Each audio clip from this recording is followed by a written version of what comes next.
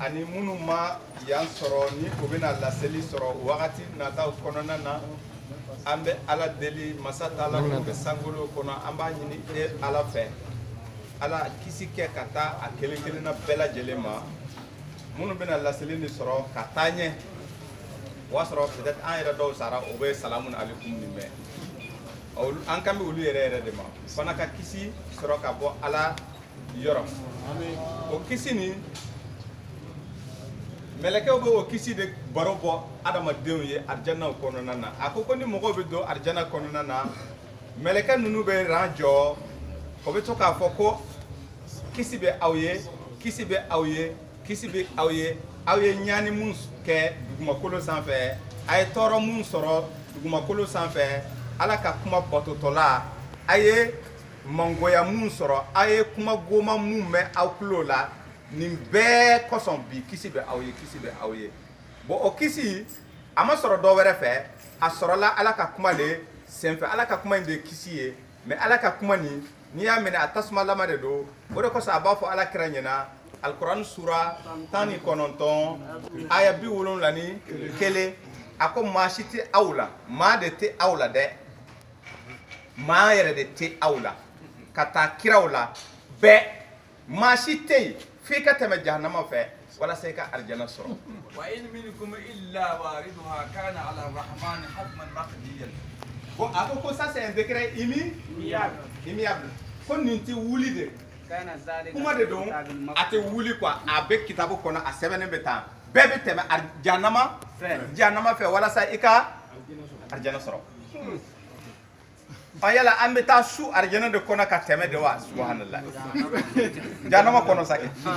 an bɛ to ka taa su c'est-à-dire que kira ninnu bɛɛ bɛ su dɔɔni dɔɔni jahanama de kɔnɔ ani anw quoi an bɛ su jahanama kɔnɔ ka sɔrɔ ka bɔ ni an ye ka taa ni an ye arijana kɔnɔ wa b'a na kuma ni fɛn jumɛn nɔfɛ parce que a kɔni filɛ k'a fɔ ko maa si tɛ yen aw la f'i ka tɛmɛ jahanama fɛ walasa i ka ala ka arijana sɔrɔ la. Ala ko k'a bɛ kuma tan nin kuma ninnu ye kuma bala dabirilenw de don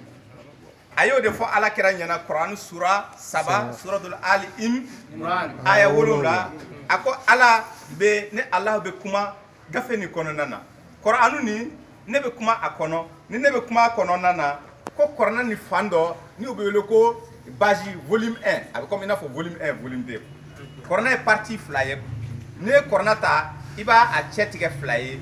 ko Kurana ni ju sigilen bɛ kuma minnu kan ko o kuma ninnu ye kuma jɛlenw n'a fɔra i ye maa 2 tɛ ɲɔgɔn sɔsɔ ala ye mun de laɲini yan a ko a volume 2nan ko kuma balaminenw de don ndalenw de don ndalen de don comme o ndalen ninnu ko a kɔrɔ jati dɔnbaga tɛ yen fo ale ala kelen ani mɔgɔ minnu lɔnni minen don lili lɔnni na o ye jɔnw ye. wallazi anzala alaykal kitaba minhu ayatun muhakamatun hunna. ale Allahu ye kitabu ni jigi a ye kitabu jigi kitabu ni ye jumɛn ye wa nunazzilu minal Kurani sura 17 aya a kan bɛ nin Kurani de ma a ko ale Allahu de ye kitabu di jigi. Comme o kitabu ni aya kun fɔlɔ ni o ye kitabu ju yɛrɛ ye kitabu sigilen bɛ fɛn mun kan ko aya jɛlenw de don. hunna umul kitabi. O de ye aya ni ba ye. wa ukara kitabu ni ba yɛrɛ de aya jɛlenw de ye. wa ukara mutashabihatun. ko o kɔfɛ aya wɛrɛw bɛ yen minnu banaminilen don. فأما الذين في قلوبهم زيغ فيتبعون mɔgɔ minnu bɛ yen ni dusukun bana b'u la a bɛ olu dɔn dusukun banatigiw a bɛ olu to aw tɛ olu dɔn olu baro bɛ bɔ ye suratul Ahzab kɔnɔ aya 12 mais olu de ye mɔgɔw ye mɔgɔ minnu ko limaniyara o ka baro nana suratul Maida kɔnɔ Kurani sura 5 aya 41 o ko limaniyara dala mais o dusukun ma o dusukun ma sɔn o de olu tigilamɔgɔw de bɛ wele ko banabatɔgɔw o dusukun man kɛnɛ quoi mais i bɛ taa sɔrɔ karamɔgɔbaw de don karamɔgɔbaw de don bɛɛ ko limaniyara parce que limaniya ye mun ye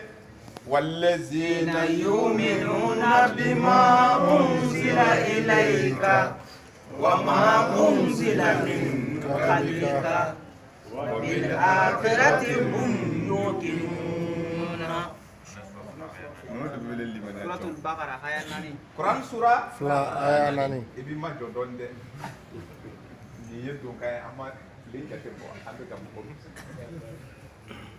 A ko limaniyajɔnw de ye mɔgɔw ye k'i k'a dɔn k'a fɔ olu de ye mɔgɔw ye minnu sɔnna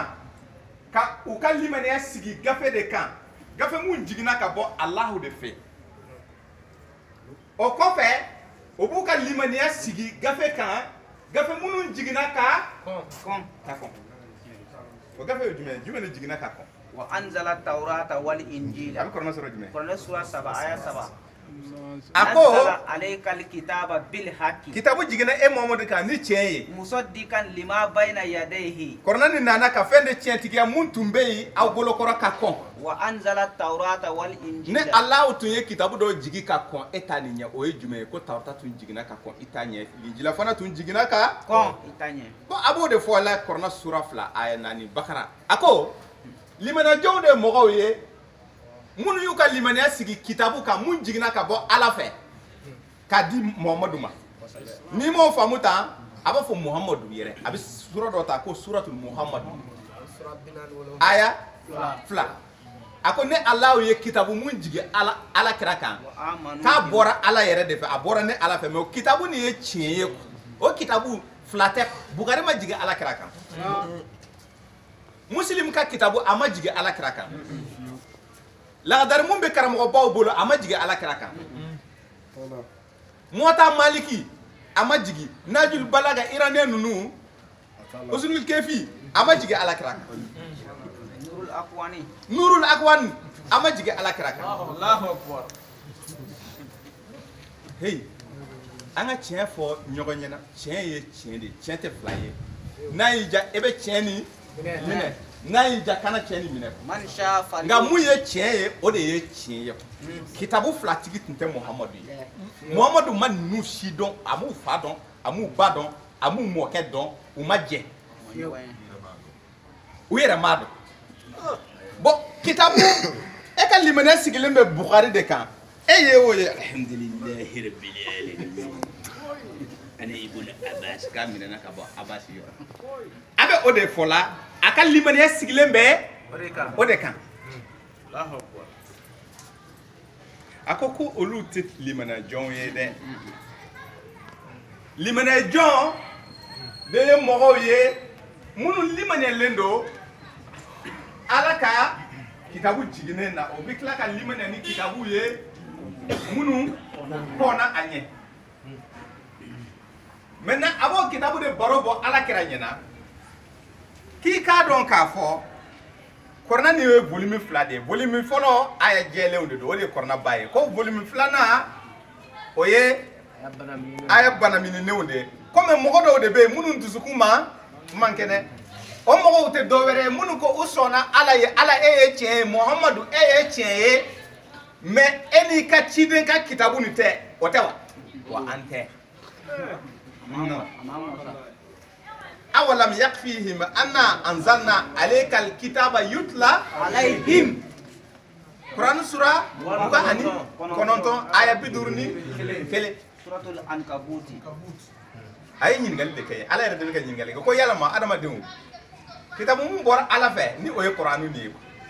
ka jigi ka di ala kirama ala kira bala ka kalam ngoy parce que wa an atlu wal qur'ana o de fora e Qur'an sura mugani wolum la ay bi kono doni ka ka korna daile aka korna kalam ngoy aka wajuli kedi Qur'an e fazakir bil Qur'an man yakafu wa i mo munu bisra ala nya una segu uko korna sura bidru aya binanduru suratul kafu ba d'accord ale ko chedo ale sona ala e che Momo de ala ka ciden yin sona korna fana yin sona korna mais korna ta bolo korna ko ki kana seli kalan ka gundo idadi koro o ta bolo wala tajhar bi salatika wala tukhafit bi wabtaghi bayna zalika sabila korna suratani wolum la aya ke mana ayata ni aya jelen doye ni inte aya bala minine ne korna baji doye munde koso ayini foye ko pourquoi korna mankante ka gundo wa iza quri al qur'an fastami'u lahu wa ansitu ni korna bi kala e ki daje e ka lamenike mangani me kwa la'allakum turhamuna a dola ina nema soro wala sa aka nema soro suratul a'raf d'accord korna kalanka manga meni jaga nema de do ala de bo do eto don ala de ba adon ala de be ka nyefo anyewu ko ka korna mede a kalanka e ka me nema belebele ba de bo iye ko mais sarti fla de bala kele o ka soro abeka manga bi ka bo kele i global flana e kana manga wereke akoroka e ki makun i ka lame akalanka mun bala ka kala ani e mun bala ka lame ni abika do ikulo le i makun ne do ka faraka ko aka fisama cia ka kekele aka fisama cia soro ka bo ala yoro ni de ma fo yewa parce que muna ayeni fo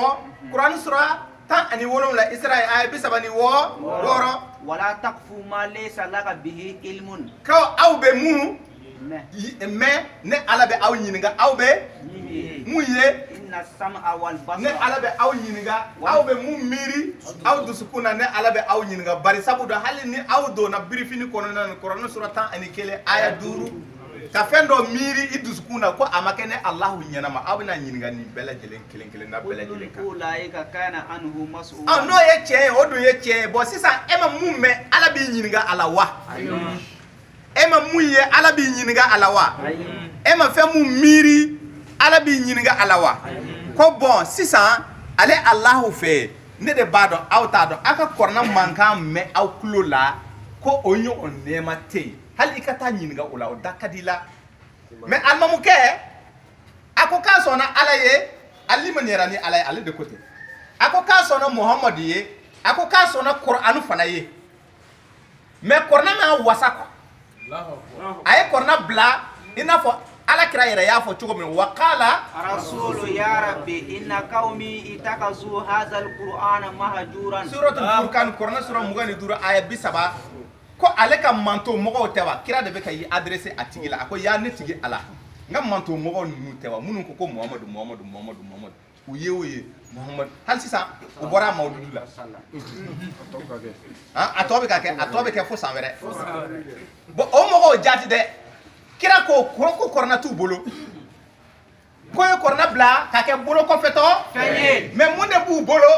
dɔnnibaw ka kuma b'u bolo mun de b'u bolo u ka dɔnnibaw ka kuma b'u bolo mun de b'u bolo bukari ka kuma b'u bolo mun de b'u bolo muslim ka kuma kɔni nɔrɔlen a b'a bolo segu kalilu b'a bolo o n'a ɲɔgɔnna o n'a ɲɔgɔnna o n'a ɲɔgɔnna o tɛ wa mais kɔrɔna yɛrɛ t'a bolo parce que munna a ko k'a limaniyara ni da de ye mais a dusukun ma olu de bɛ wele banabaatɔ a lamɛn dɛ olu de ye banabaatɔ donc o banabaatɔ ninnu k'u bɛ taa o nɔrɔ an bɛ segin ka taa suratul ali imran kɔnɔna na kɔrɔna sura 7 aya 7 kɔrɔna sura 3 aya 7 ko o mɔgɔ ninnu minnu dusukun man kɛnɛ k'u bɛ taa o bala ayaw de la aya minnu bala banaminɛ don ka kɔrɔ ɲini a ye diyagoya kɔrɔ ɲinini a ye diyagoya dɔ wɛrɛ tɛ dɛ ko ka fɔnkɔ ka fitina wuli ka fɔnkɔ ɲɔgɔnya nati mɔgɔw cɛ la minnu ko k'u sɔnna ala ye aw ka fɛn i ma nin ye nin kɔrɔ de ye nin ye aw ma nin faamu a yɛrɛ b'a ka hakilina don k'a sɔrɔ ko a lɔnbaga wɛrɛ tɛ yen ni a ma kɛ ale ala kelen pewu ye yala donc ala de b'a dɔn a ma a lɔnni di mɔgɔ wɛrɛw ma wa k'a sɔrɔ kuranɛ yɛrɛ jigikun ye ka an kanda a ko tiɲɛ don k'a y'o lɔnni fana di mɔgɔw ma mɔgɔ minnu ka lɔnni minen don warasikuna fil ilmi ale ala mɔgɔ minnu gili donnen don lɔnni na olu ye jɔnw ye olu ye kuranitigi ye o tɛ aya ninnu kɔrɔ ɲini u yɛrɛ ye o t'a di u yɛrɛ ma n'u ye aya dɔw ye n'u m'a faamu o bɛ taa aya wɛrɛ u bɛ ala ka kuma wɛrɛ ɲini kuma mun bɛ o faranfasiya ka taa quoi aya in yɛrɛ yɛrɛ aya balamininen de mais aya in kɔrɔ bɛ kɔrɔna yɛrɛ kɔnɔ tuguni taalen ɲɛ masalan ala b'a fɔ alikɔrɔna kɔnɔna na ale bɛ su bɔ ɲɛnama na a bɛ ɲɛnama bɔ su la kɔrɔna sura 30 aya 19 bon nin ti ne kuma balamininen hayya min al mayyit wa yukhrijul mayyita min al hayy an kɔni b'a dɔn ɲɛnama bɛ se ka mɔgɔ wolo mɔgɔ mun salen mais mɔgɔ mun salen fana ka ɲɛnama wolo cogo di o banamininen don o banamin nin kuma ni banamininen don kɔrɔ jumɛn de bɛ nin kuma in na kana kɔrɔ ɲini a ye parce que e tɛ se k'a kɔrɔ sɔrɔ ala de b'a kɔrɔ dɔn wa a b'a kɔrɔ d'i ma fan wɛrɛ fɛ bon sisan ko mɔgɔ dɔw de bɛ yen minnu b'a fɛ ka fɔnkɔ ɲɔgɔnya nati silamɛw ni ɲɔgɔn cɛ limanajɔnw ni ɲɔgɔn cɛ u bɛ kɔrɔ ɲini ni aya in na jagoya k'a sɔrɔ u t'a kɔrɔ dɔn u yɛrɛ ye u b'a kɔrɔ ɲini u yɛrɛ ye k'a sɔrɔ ayi u t'a kɔrɔ dɔn ala de b'a a kɔrɔ dɔn bon nin kɔrɔ ye jumɛn ye sisan walasa i ka nin kɔrɔ faamu e bɛ to kuranna kalan na kuran bɛ taa baro dɔ bɔ i ye diden sura kɔnɔna na ni wele ko suratu nahal diden sura o diden sura aya 20 ni kelen a bɛ to baro dɔ la a bɛ suko kuma fɔ i ye quoi ko mun lamini ko bɛ ka fɛn minnu wele ala kɔfɛ o bɛ ka fɛn minnu bato ala kɔfɛ mun tɛ ala ye dɛ wallazina yad'una min dunillahi la yakhluquna shay'an wa hum yuqlaquna ko o fɛn ninnu o m'u yɛrɛ danni de don ala de o fɛn danni de don i n'a fɔ mɔgɔ mun bɛ taa farakuru bato maka ka be farakuru bato Allah ta awo ube hajarul azwadu ube kita ko farafima ne maka ka jode arabu ka jode do ya ta kan nati tuguni atumbe alkaba kono ba fo ko jo keme saba ani jo keme saba ba fo ko jo keme saba ala ko jo saba de tumbe ya hali utiseka sere u ka tile ka ala ta ni fo aka gelomo fu ka ngalon de tigem ala ko alla ta tumbe al uza tumbe al manata tumbe suratul najm quran sura bidurni saba aya tani kononton muga o aya ni abika ala o do de ko foko o ala nunu ko fara de donc fara musoma de donc suratul nisaa aya kemane aya tani ko be ka fe munu wele in yad'una min dunihi illa inasan o te ka fosi wele ni muso te wa in yad'una ila shaytan wa shaytan jugu yere de be o muso ina akafari donc c'est ça e ba donc afo fara inde don chugodi abi to barola abi na suratul maida kono na Quran sura duru aya saba wama zubiha ala nusi ako obika kantikali ke fara jole munun kan ki kana sugudu na o fara jumede wama zubiha ala nusi obika Allah kadu obika fara mun sonko obika kantikali ke soni mun ke fara mun kan de ka ki kana sugudu mais o fara e jume o fara e Allah ta e jume na fara muso ma illata datugo o jume adoni do bamanakana donc alkaba fara do be o yan segina kan nati ala kra fatule arabu kafir nunu segina kan nati ka foko fara imbora ala de fe ko jeman pas tundu ko bina ko bine ko otaraka blaye ko mogo be to ka asumusumu ka momo de ko mogo ka jurumu de be to ka dodo ala fo ka finko ala munde fo iye Quran sura ay Quran sura duru ay Quran sura saba suratul al imran ay kemane ay bisabani ako mogo munu be jurumu ke ni ka segu uko ka yafa deli ale ala fe ko yalma abi ngi galde ke ko yalima adama dew aw be ala were don mumbi mogoni fi ka jurumu yafa ni amake Allah kelen pew yi wa man yaghfiru dhunuba ila Allah jonne were be mumbi jurumu yafa na amake ala kelen pew yi bon d'accord ni fara kera jurumu ale fana be jurumu mine ka bo ila o de ya a jeto la fien donc fara ni kera jume sisa ala jurumu yafa fe abi jurumu yafa afana be mo ka jurumu yafa donc akara jume sisa akara ala o fara o ye musoya de glan musoya saura de glan ka bari fara indala ni alkaba fara ju fara mumbe alkaba jula ni ya dron a musoya lama de don abo boro de bo iye suratul nisaa ko na aya kemene aya tan wolumla abo fo ye lata uza almanata lata koro musoya c'est le sexe féminin wal manata salisata al ukra donc ako obeka fe munu wele amina tafsir fitini ke ha su ani nyanama su parce que ne kuma balamini nene kuma jele mbe wera bana kuma jele ma ala ko o kana seli gundo o mo ko futal ala ko kuka sunti ke sufe atimu siyama ila layli Quran sura fla aya kema aya bi segini karamo ko nuba ke wa o ye mo ko blaka sunti ke fa wakati wera cheta wa mais fendi me ne bu bolo parce que tout ce qu'on bana bala ako ka limanera mais ama limana cheta kafri de dum aka kiritita kitabu kono kitabu ji mun bora ala yoro wa man lam yakum bima anzalallahu fa ulaika humul kafirun kafri dende mo me kiri soro ay kiri tige mais kiri ni ama bo kitabu kono mun jigina ka bo ala yoro silama ya kono nana ay kiri do soro ka di mo ko ala côté walma kira côté mais kiri ni ma bo kitabu jigine kono nana on a sura duru suratul maida abina nani hayanani donc o mon flenier ala be ko boro de bo 600 ako su ani ɲanama nu ye kuma balamini ne ye mais su tigɛ su fɛ olu tɛ kuma balamini ne ye olu ye kuma jɛlen ye kana seli kalankan kɛ k'a dogo i da jukɔrɔ olu tɛ kuma balamini ne ye olu ye kuma jɛlen ye mais kuma balamini ne dɔ filɛ nin ye suratul Rum kɔnɔna na Romain ka sura Kuranɛ sura 30 aya 19 Ala ko k'a bɛ su bɔ ɲanama na bi ɲanama bɔ su la an bɛ fɛ k'o dɔn puisque an t'a kɔrɔ dɔn an b'a fɛ k'a dɔn ni kuma balaminilen don Ala a kɔrɔ di an ma parce que a ko k'ale kelen pewu de b'a kɔrɔ dɔn wa Ala y'a kɔrɔ dogo wa a m'a dogo dɛ a bɛ a yɛrɛ ka kuma kɔnɔna na donc o la a bɛ taa Nahl kɔnɔna na a ko mɔgɔ minnu bɛ fɛn wɛrɛ wele mun tɛ Ala ye ko o fɛn masira ninnu ye fɛn salenw de ye quoi amwatun ghayru ahya'in k'u sa salen u salen don aya 21 kelen a aya 20 a ko ale Ala ka danni de o bɛ ka ale Ala ka danni de bato kan ko o danni ni m'a yɛrɛ dan quoi u yɛrɛ dannen don a batobaga dannen don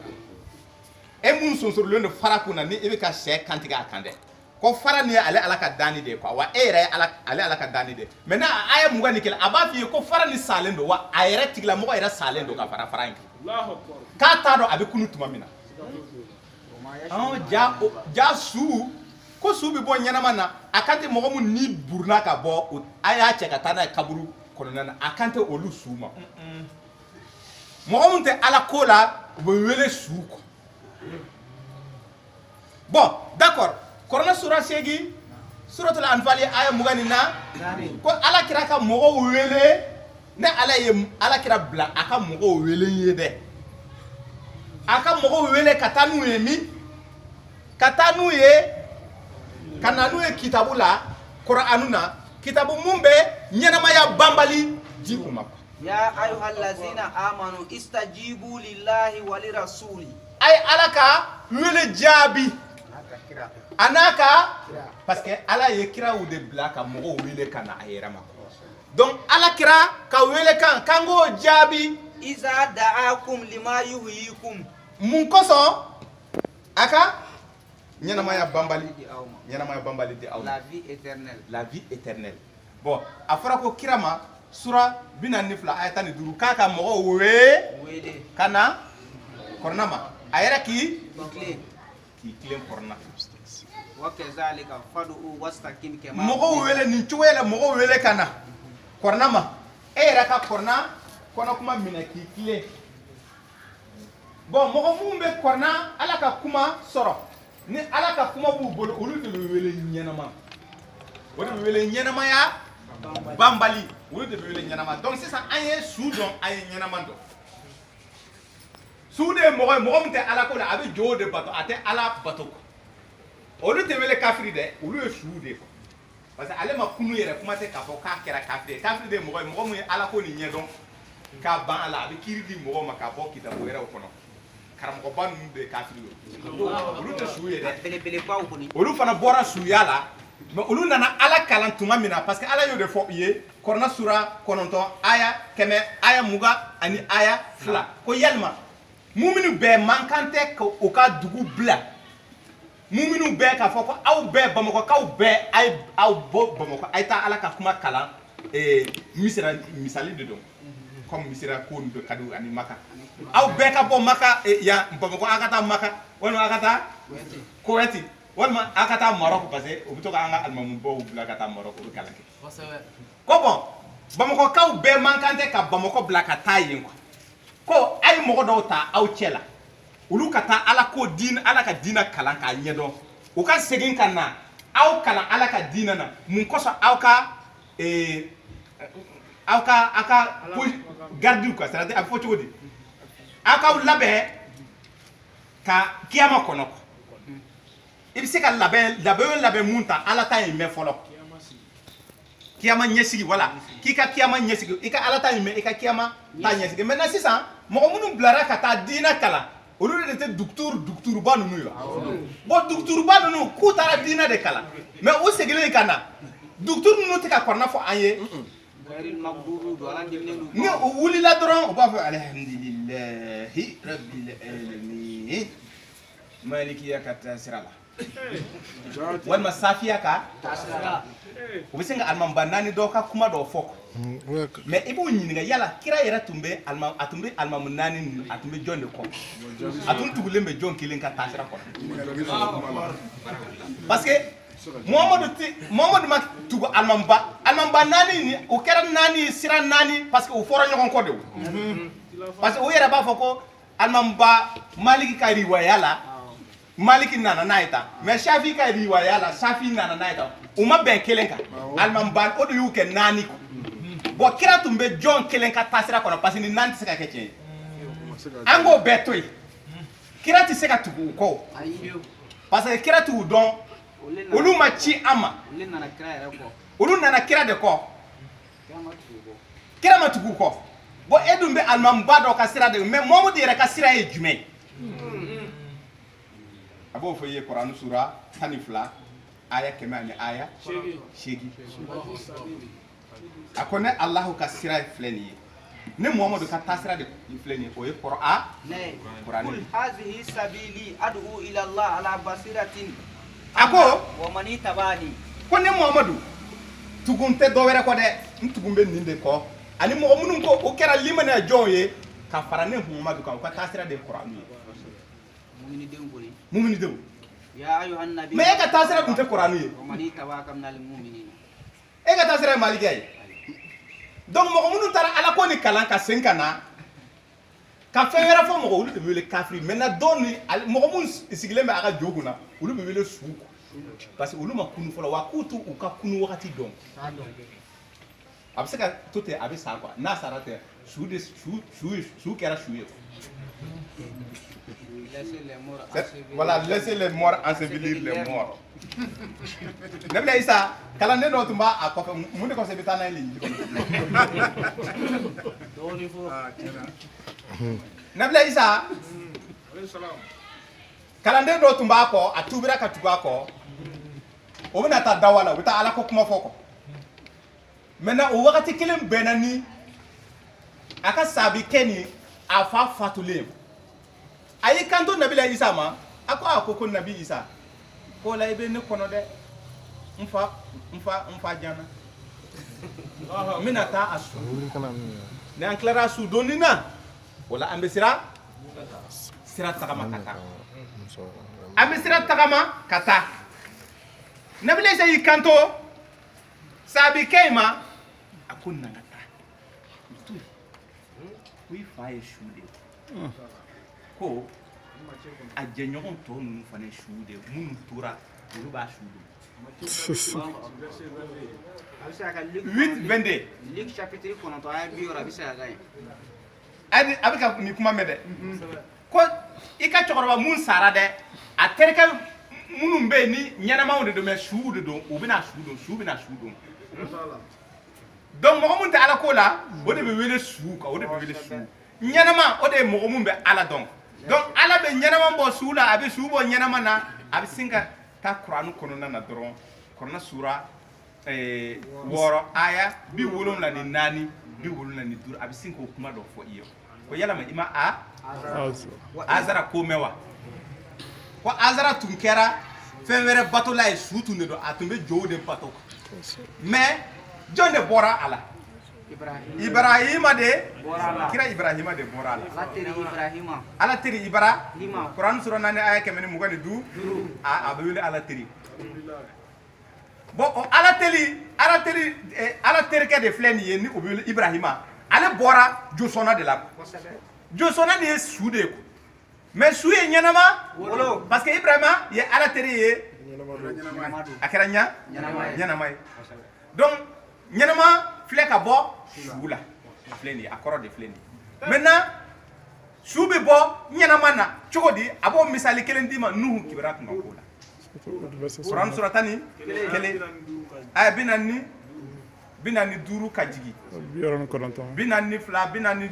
fo ka bila 49 a ko yala i ma Nuhu ka kibara sɔrɔ wa tumana min na ne Alahu ye a ladi ne ko nka a ka mantow ka ko banna koyi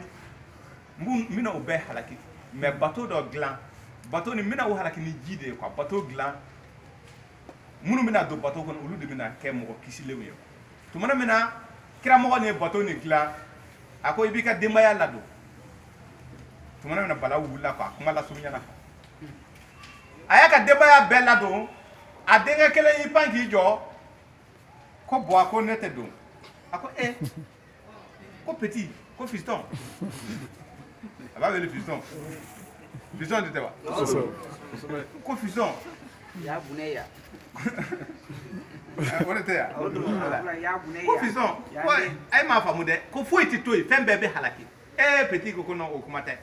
donc kuma sama u ni ɲɔgɔn cɛla la ala ye intervention kɛ a ko Nuhu ma ko nin to yen nin ye fɛn mun kɛ e t'a dɔn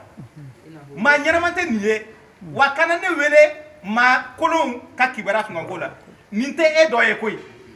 bon nin tɛ e dɔ ye a tɛ comme a joli tɛ su de don quoi. On préfère la mécréance. C'est la mécréance. E ye ɲɛnama ye nin ye su ye quoi a to ye a denkɛ ni halakira donc ko su filɛ ka bɔ ɲɛnama na quoi donc kɔrɔna ye nin ye quoi donc o la tumana min na a ye nin bɔrɔ bɔ alakira ye an bɛ jahanama ko la dɛ a ye kuma nin daminɛ ten ko maa si tɛ aw la k'aw ka tɛmɛ jahanama de fɛ a yɛrɛ to ɲinɛna o a ma ɲinɛ tati kɔ nin bɛ farabaji de ka sɔrɔ ka babu sigi nin bɛɛ ye donkan donc o la o kitabu kɔnɔ a b'a fɔ i ye ale ala ale misali di ka bila kɔrɔna kɔnɔ fan bɛɛ a y'a bɛɛ kɛ misali kɔrɔna bɛɛ ye misali de walaqad sarafna linnasi fi hadha alqur'ani min kulli masali ale yɛlɛma kɛ tiɲɛ yɛrɛ la danginɛ ɲɛ kɔni ma hali an kana sig'a la ko ale ala ye yɛlɛma a ye yɛlɛmani kɛ a ye mun de yɛlɛma a ko k'ale misaliw yɛlɛma a y'a yɛlɛma min k'a y'a yɛlɛma kɔrɔna in kɔnɔ ka taa jɔn kanu na adamadenw kanu na misali sugu bɛɛ lajɛlen comme o misali a ma foyi ɲɛ adamadenw la ni kafiriya tɛ ba aksaru nasi illa kufuran donc a bɛ nin kuma nin fɔ bon a ko k'ale tɛ maloya ka soso ɲɔgɔnna kɛ misa an yadriba masalan ma ba'udatan fama fawqaha ale ala tɛ maloya ka soso muso ɲɔgɔnna kɛ misali walasa a ka fɛn dɔ faamu o baro mun bɛ ka fɔ alakira ɲɛna k'a fɔ ko mɔgɔ si tɛ aw la mun bɛ don alijɛnɛ kɔnɔ k'a sɔrɔ i ma tɛmɛ jahanama fɛ a fa n'a ba a bɛna a kɔrɔ yɛrɛ d'i ma munna a ko walasa i ka salami ni sɔrɔ kisi ni sɔrɔ f'i ka ale ala de minɛ ni ye ala dun minɛ a ko k'ale ye tasuma ye a b'o fɔ ye yɔrɔ jumɛn a b'o fɔ ye suratu namli kɔnɔna na aya 7 aya 8 a ko tumana min na ni Alahu ye Musa wele walasa ka Musa wele ka kiraya d'a ma a ka taa kuma Firawuna ni a ka manto mɔgɔw ye ani Israɛl ka denw tuma min na ne ala ye Musa wele ni taamasiyɛn dɔ ye n ye tasuma de wuli yiri la tasuma ba dɔ de wulila ale ye tasuma nin ye yɔrɔ jan a b'o bɔrɔ bɔ ye kɔrɔna suratu Taha kɔrɔna sura 20 aya 9 ka jigin a ko tumana min na kira mɔgɔ nin a n'a ka denbaya tun bɛ ka taale o bɛ ka taale u bɔra Mayidan jamana kan u bɛ ka taa Egypte sira nana tunu u bolo sira in nana ɲagami maintenant a bɛnna nɛnɛ wagati ye e b'o dɔn cogo di taalen ɲɛ baro in kɔnɔ i b'a faamu k'a fɔ nɛnɛ wagati de don a ko tumana min na tasuma fana nin fana kɛra su fɛ parce que tasuma tɛ ye tilegan fɛ ni yiri bɛ ka tasuma wuli fo n'a sɔrɔ i gɛrɛla la de k'a ye n'o tɛ n'i bɛ yɔrɔ jan o tasuma yelen t'i i sama ka taa ale mɔgɔ t'i ja tasuma na tile fɛ mɔgɔ t'i ja o yɛrɛ ka bɔ yen an k'o bɛɛ to yen tumana min na a n'a ka denbaya bɛ ka taale sira nana kɛ sira ɲagaminen ye u bolo a kɛra sufɛla la a y'i kanto a ka denbaya ma a balila ka tasuma de ye yiri la a ko a ka denbaya a bɛ to yan n bɛ taa tasuma nin kɔrɔ ni n taara tasuma nin kɔrɔ n bɛna kibaruya ɲini tasuma ye mɔgɔw fɛ parce que n'i ye tasuma ye yɔrɔ o yɔrɔ i b'a bisikiya k'a fɔ adamaden de y'a minɛ wa mɔgɔ kan ka sɔrɔ yen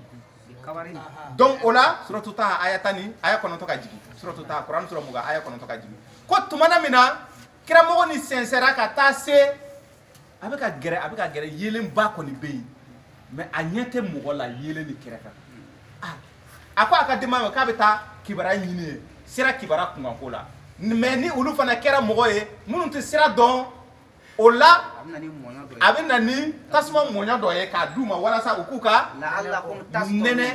bɔ n'a ye donc a bɛnna nɛnɛ wagati ma kiramɔgɔ ni nana se tuma min na tasuma in kɛrɛfɛ a ma fɛn yɛrɛ ye mais mankan de bɔra mankanba de bɔra tasuma in na Moïse a yɛrɛ welekan de bɔra tasuma in na a yɛrɛ ja tigɛra Kɔrɔnɛ sura 27 namli aya 8 aya 7 aya 8 a ko Ala ko ne do i tigi de do a ko tasuma ka kuma cɛ tora yɛrɛ la Ala ko i tigi de do ko duga bɛ ne ko duga bɛ i ma ye duga bɛ Ala yɛrɛ bɛ k'a yɛrɛ duga ko dugawu bɛ Ala yɛrɛ kan ani buri kan Ala mun bɛ tasuma in kɔnɔ man fi nari ani tasuma na lamini bɛɛ man hawlaha ko duga bɛ yan lamini bɛɛ ani tasuma in kɔnɔna na parce que ale Ala de bɛ tasuma kɔnɔna na ko duga bɛ Musa yɛrɛ ye e bɛ n ka kuma minɛ mais kuma Ala y'a yɛrɛ bange a ye ni tasuma ye tasuma ye fɛn jumɛn ye fɛn mun ka kalan wa o cogoya fana na tasuma bɔra yiri de la oui suratul Waqi'a b'o fɔ i ye aya 71 ka jigin a ko yalama aw ko cogo di de yiri mun ye binkɛnɛ lama ye yiri mun ye binkɛnɛ lama ye ko e ko cogo di o yiri kibaruya kunkanko la ni a bɛ ka tasuma caron ka bɔ a yɛrɛ la afara'aytumun nara allati turuna tasuma bɛ bɔ yiri de la alimɛti i m'a ye o de kosɔn alimɛti hali ni birike de don u b'a kunkolo kɛ i b'a forote de tasuma bɛ wuli ko tasuma sɔrɔla yiri de fɛ mais kuma bɛ mun nɔfɛ ko tasuma in tigi ye ale ye wa ale yɛrɛ de bɛ tasuma kɔnɔ Ala yɛrɛ de bɛ tasuma kɔnɔ ko Musa n minɛ ni ma ne minɛ k'i tɛ alijana sɔrɔ dɛ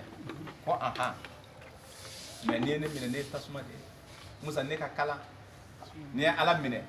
n'i y'i poro Ala kan a b'i jeni dɛ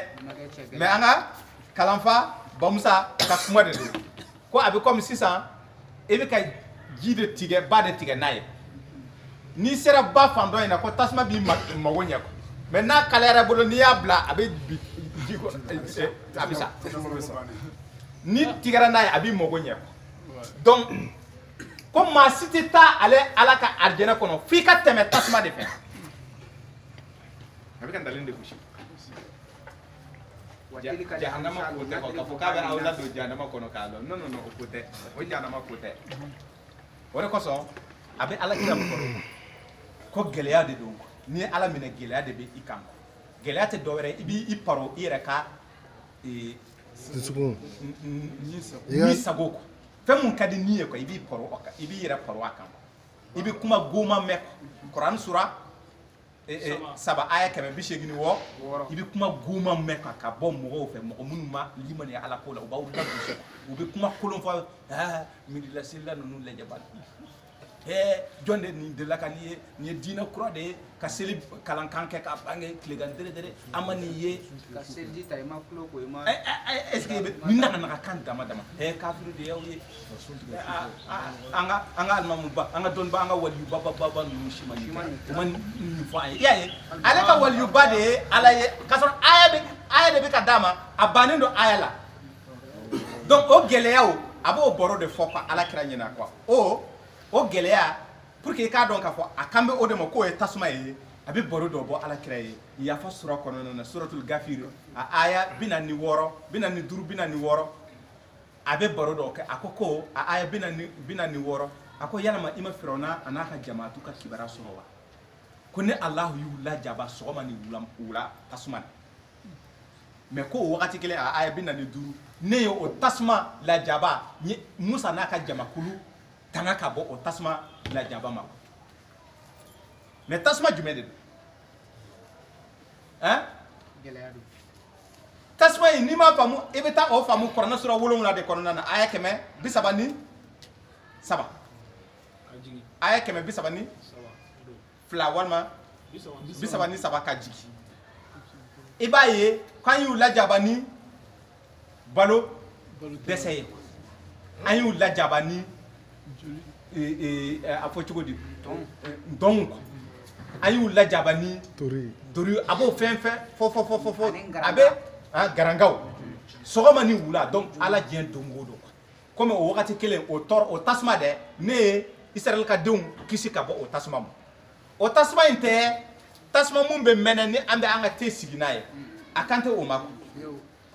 a bɛ comme sisan an bɛ to k'a fɔ ko jamana ka kalan mais fɛn jumɛn de bɛ fɛn kalaya tasuma de tɛ wa kalaya bɛ sɔrɔ fɛn jumɛn de an b'a jate tasuma de don ko ta bɛ n ku la ta jumɛn b'i ku la ko tasuma bɛ ale ku la a tɛ se ka gɛlɛyaba de bɛ ale kan a bɛ fɔ k'o de fɔ nin an bɛ nalen gosi cogo min na ala m'o de fɔ kɔnɔ sura 20 ala bɛ nalen gosi nin cogoya la ka taa adamadenw ka kanu na nka nalen ninnu faamubaga ye mɔgɔw ye minnu hakili ka minnu bɛ miiri minnu hakili ka bon donc o la an bɛ bɛɛ lajɛlen fo ka kalo ta ka bila tile boli nɔfɛ ka jate bɔ an bɛ bɛn le 6 octobre Novembre. an taara novembre kɔnɔ donc nin ye 2020 bantɔla ye wagati ka teli donc an bɛ ka taalen nin ta ralenti tɛ yen i m'a ye ne y'a essayer ka ralenti a ma sɔn le 6 novembre san 2020 an bɛ ala tanu an bɛ ala barikada an minnu bɛ kɛnɛma na mɔgɔ minnu man kɛnɛ an b'a fɔ ala ka nɔgɔya don u ka kow la ani mɔgɔ minnu bɛ gɛlɛya kɔnɔna na i n'a fɔ tasuma bɛ u bɛ mun wele u yɛrɛ ko tasuma bɛ u ku la o tɛ wa ani jamana quoi jamana yɛrɛ bɛ tasuma jamana ka gɛlɛn jamana ta bɛ jamana kan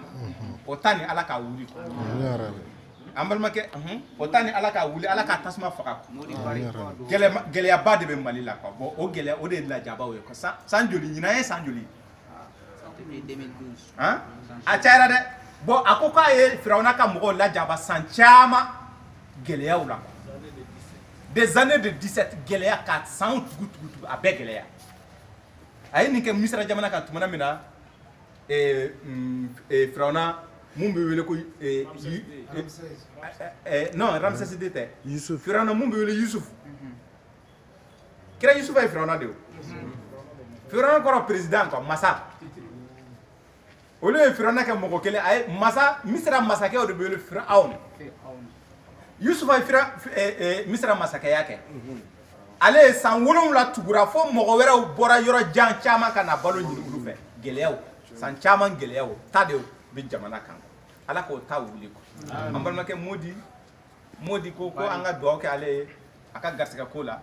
garisɛgɛ ko bɛ an tɔw fana na mais an bɛ dugawu kɛ ale tɔgɔ la ala ka a ta wuli ka an ta fana wuli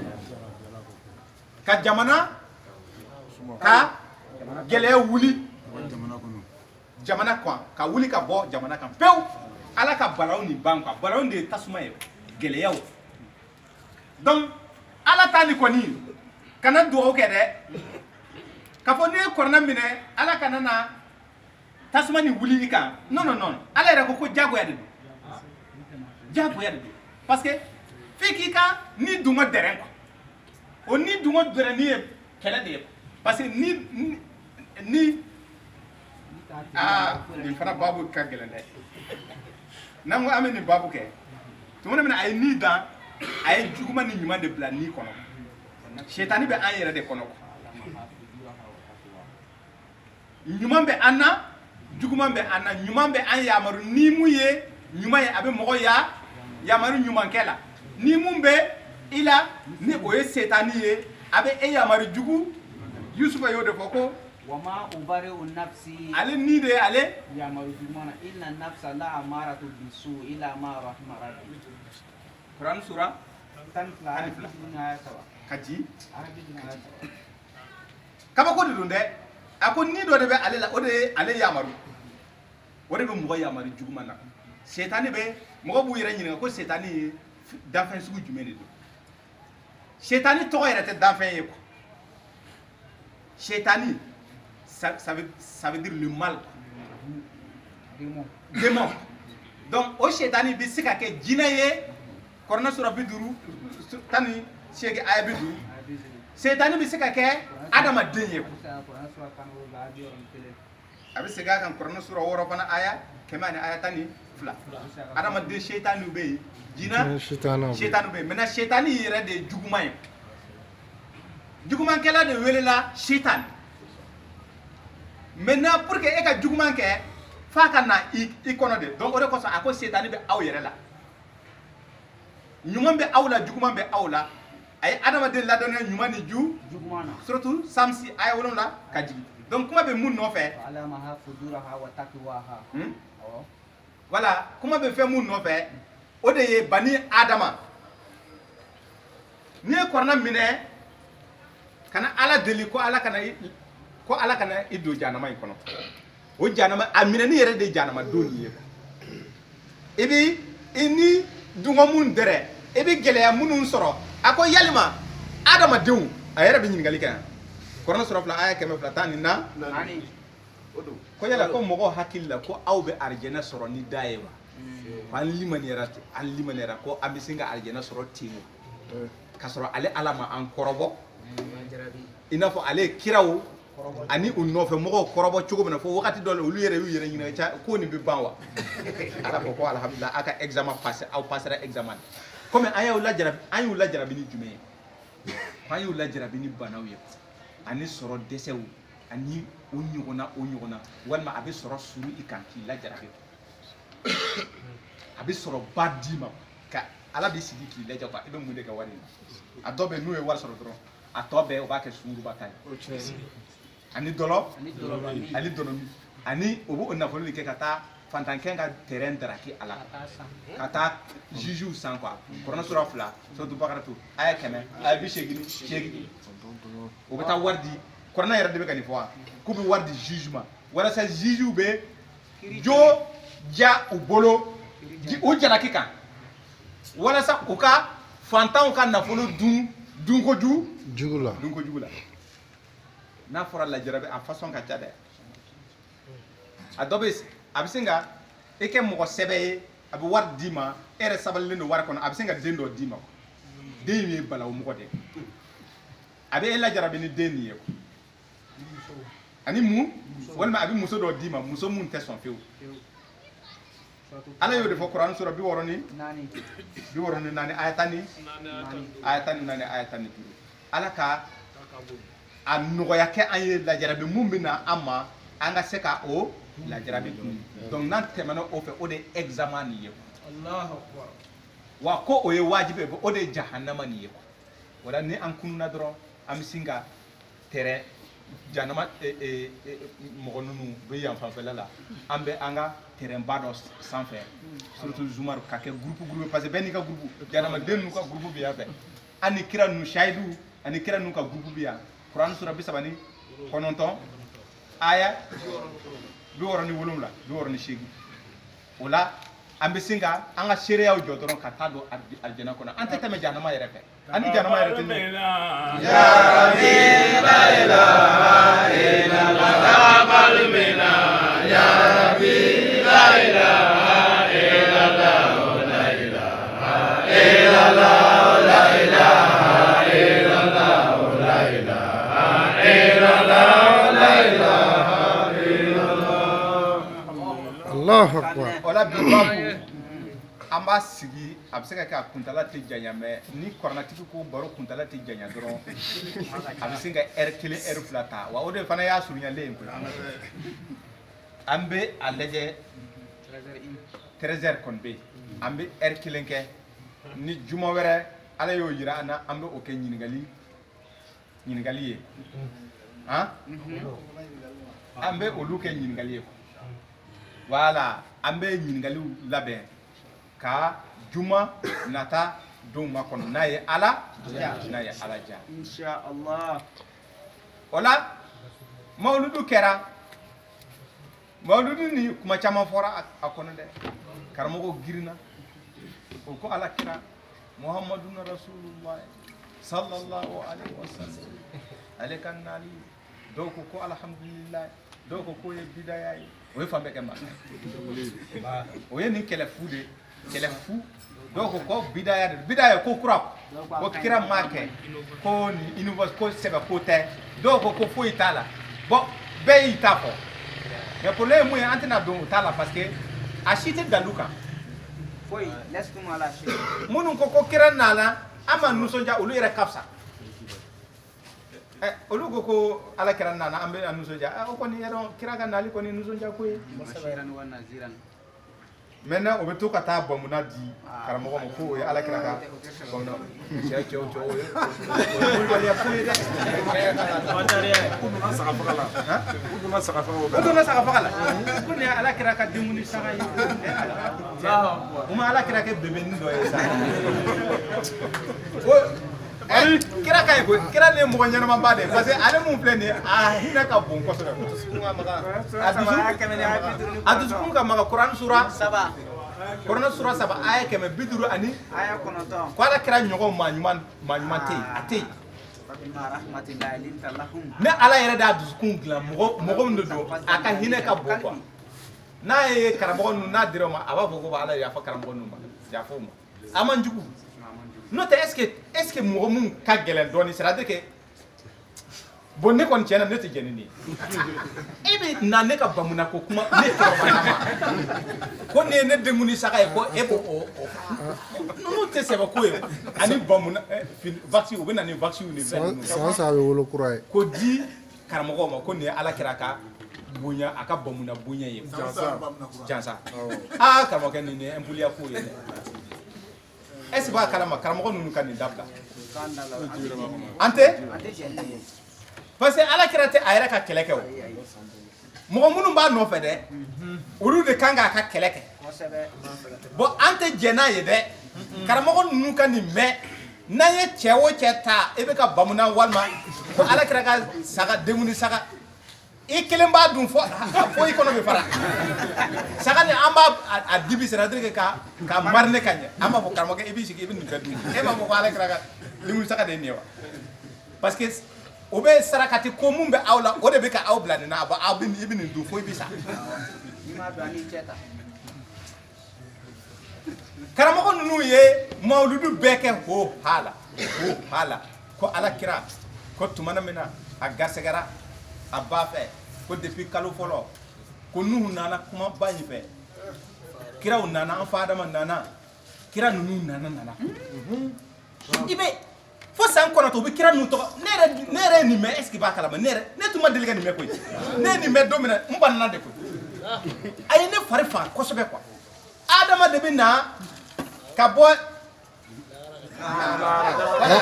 ka bɔ ka sinɔgɔ la ka bɔ kaburu ka bɔ saya la ko ka na ko ka ala kira ba ko ka a kunnafoni ko i kɔnɔbara nin ko i k'i janto a la mun b'a kɔnɔ nin ye tan nin y'an ɲɛmɔgɔ ye c'est que naga kan dama e tɛ kuma mun yɛrɛ faamu kuma mun tɛ se ka passer adamaden ka hakili adamaden normal tɛ nin kuma ninnu fɔ mais o si t'a a kabakoma yɔrɔ ye dɛ ko muso ni jigitɔ la ala kira la pa comme an ba mariama n'u bɛɛ bɔra kaburu la ka na an ba hawa n'u bɛɛ ani firawuna muso ani nunu bɛɛ nana ka na c'est à dire que ala kira bamuso korisa ka a tin f'u b'a girin u b'a da a kan ko a kɛ ten e ka na yan fɛ e ka taa yan fɛ ko dimi foyi wa o joli fana ma bɔ k'a sinna ka den in wolo tan ko joli ma bɔ a tin ma mais ni o de don muso ninnu na kun dɔgɔtɔrɔmuso bɛ muso dɛmɛ ka jigin muso min bɛ gɛlɛya kɔnɔ tin quoi c'est à dire que a bɛ gɛlɛya ba kɔnɔ f'a bɛ kule a b'a yɛrɛ sama dɔgɔtɔrɔmuso b'a fɔ sage-femme b'a fɔ ko e ka sabali a bɛ girin ka lanɛgɛ tan fo an bɛɛ jiginna tan ka na fujunu i y'a mɛn i bɛ den mun sɔrɔ a bɛ na wala ka kuma duman fɔ muso kɔrɔ aw ko ko tin m'a sɔrɔ yɛrɛ u ko joli yɛrɛ ma bɔ a la mais muso ninnu na kun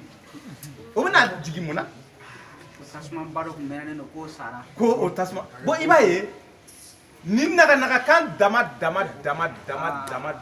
ala ka an kisi ni kuma Amina ya Rabbi. Allahu akbar. ami ni kuma nu bɔ parce que ni kuma nunu a ɲɔgɔnna bɔra quoi c'est la gosi mun ye ala kira sɔrɔ ala yɛrɛ y'o baro na te Qur'an kɔnɔ donc ni nunu b'a kɛ ni an m'a bɔ ka a kɔ kari a tɛ faamu bon nunu si tɛ tiɲɛ ye quoi ala ma nin kuma nunu fɔ mɔgɔ si ye kira ma nin kuma nunu fɔ mɔgɔ si ye maintenant ala kira ka nali o k'u nisɔndiya alhamdulilayi an bɛɛ y'a nisɔndiya mais k'a fɔ ko sisan i ye cɛkɔrɔba bonya i y'i ka kira bonya i y'i ka dutigi bonya mɔgɔ bɛ bonya ni jumɛn ye ɲininkali gɛlɛ i fa ka laɲini k'o tagama k'o bila waliyali la i fa ye mun ɲini i fɛ e k'o bila waliyali la o de ye ka fa bonya o de ye ka masa bonya o de ye ka kiraw bonya ala m'o de fɔ wa ko a ye ne ala bonya an ka a bɛ n ka kira bonya Qur'an sura a ye 59 suratul al imran fana a ye 31 32 o tɛ wa a ye ala bonya a ka kira bonya n'a ye kira bonya a b'o fɔ ye suratul al imran kɔnɔ a ye 32 a ko n'a ye kira bonya ne ala bɛ yafa aw ka jurumu ma ja kira kanu ye ka kira yɛrɛ kanu ka kira bonya ja a bɛ adamaden ka jurumu de bin Allahu akbar. ala kira kanu olu ma ala kira kanu faamu dɛ ni ye ala kira kanu ala mɛ dɛ ko e ka jurumu de bɛ ne ala yɛrɛ de b'a jɔsi k'a bɔ yen mais ala kira bɛ kanu cogo di ko ne ala y'a ci ni cikan dɔ ye yamarukan de a cira ni yamarukan dɔ ye maaw tigi ka ciden de ye ala kira ye fɛn bɛɛ lajɛlen tigi rabbi nas maliki ilahinna o masa de ko don diɲɛw daba masa diɲɛw tigi diɲɛw ka masakɛ adamaden tigi ni o ye sankolo tigi ani dugumakolo tigi o ka ciden de o ka représentant de ye Muhamadu ye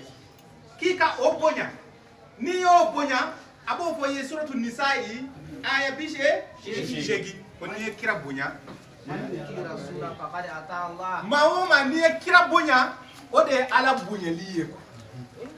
e ka donc kira bɛ bonya cogo di o la e bɛ to ka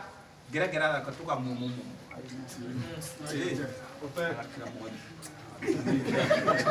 o de ko don non o ko tɛ a nana ni yamarukan dɔ ye e k'a fɔ a ye Muhamadu n'i reconni k'a fɔ e ye ala ka ciden de ye fɛn fɔ n ye n k'a mɛn n b'a labato o de ye ala kira bonyali ye bon ala ko k'a y'a ci ni yamarukan dɔ ye Qur'an suratan aya 57 a ko cogo di suratu yunusa aya 50 ani aya 7 ani a aya 58 an bɛ se ka olu kalan ko ya adamadenw Ô gens, une exhortation vous est venue de votre Seigneur, une guérison de ce qui est dans les poitrines, un guide et une miséricorde pour les croyants. Dis, ceci provient de la grâce de Dieu et de sa miséricorde. Voilà de quoi il devrait se réjouir. C'est bien mieux que tous ceux qui l'amassent. a ye nin kuma mɛn Surat 10, verset 57. surat 10 verset 50 Ya ayuhan nasu. aw de ko don aw bani adama aw bɛɛ aw de ko don Qad ja'atkum mau'izatun min rabbikum. yamarukan dɔ de bɔra aw tigi ala fɛ ka na aw ma fura dɔ de bɔra ala fɛ ka na aw ma Lima fi suduri. mais fura ni a bɛ sen de furakɛ wa a bɛ bolo de furakɛ wa k'a bɛ dusukun de furakɛ quoi ni dusukun tiɲɛna adamaden tiɲɛna ni dusukun banana i y'a ye o de kosɔn a ko dusukun banabaatɔ ninnu ni adamaden dusukun banana dɔrɔn n'a sara o y'a sa o de ye saya bɛrɛbɛrɛ ye parce que a bɛna kɛ jahanamaden ye ko kumakan dɔ de dira kira ma ni a nana n'a ye mais kuma nin ye fura de ye o fura nin a bɛ dusukun kɔnɔ de furakɛ komi o fura nin kanda de don o fura nin nɛɛma de don a ma fɔ tan ka taa jɔnw kanu na jamakulu la sisan adamadenw cɛ la mun ko ko n sɔnna ka fura in ta mun ko ko n sɔnna ka fura in ta olu de bɛ wele dana a taara ala la danabaw n sɔnna i ye fa ala kira nana ni fura mun ye dɛ a di yan n b'a min a bɛ ne kɛnɛya ko effectivement ko Mohamadu k'a fɔ kul a k'a fɔ bifadlillahi wa birahmatihi fabizalika falyafrahu ni mun filɛ nin ye ni o ye Kur'anu ye Kur'ana ye hinɛ de ye hinɛ nin a bɔra ale ala de la yɔrɔ nɛɛma nin a bɔra ale ala de yɔrɔ qul bifadlillahi wa birahmatihi falyafrahu huwa khayrun mimma yajma'una ko Kur'ana nin ye sɔrɔ de ye a ka hɛrɛ de ye nin adamaden ka sɔrɔ bani adama ko n ye nin sɔrɔ ne nin sɔrɔ ko Kur'ana yɛrɛ sɔrɔli ɲɔgɔn sɔrɔ tɛ yen ko ɲɔgɔn sɔrɔ tɛ yen ko o sɔrɔ ka fisa ni sɔrɔ bɛɛ lajɛlen aw bɛ mun ka kafo aw bɛ mun dala États-Unis caman de bɛ bolo bilahi du terrain caman mobile kɔni dayɛlɛ dɔɔnin kɔ parking falen compte bancaire miliyari 3 ɲɔgɔnna bɛ yen o y'a fitinin dɔ bɛ n bolo yan dɔ bɛ n bolo Faransi ko tiɲɛ don n t'a jate dɔn ko tiɲɛ don ko nin ye sɔrɔ de ye dɛ ko mais Kur'ana sɔrɔ ka fisa ni nin sɔrɔ bɛɛ ye huwa khayrun mimma yajma'una ni aw kan ka aw lanisɔndiya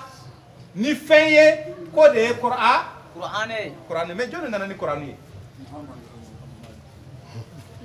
donc sisan a fɔra k'a ka Kur'ana sira tagama a ka mɔgɔw wele ka na Kur'ana ma a ka Kur'ana sira tagama Kur'an sura 42 ayat 5 Kur'ana sura 42 donc i fa ye mun d'i ma a ka yamaru kan i k'o labato o ɲɔgɔn bonya tɛ yen donc n'i bɛ fɛ ka Alakira ka bonya yira i bɛ Kur'ana de minɛ a ye Kur'ana de di aw ma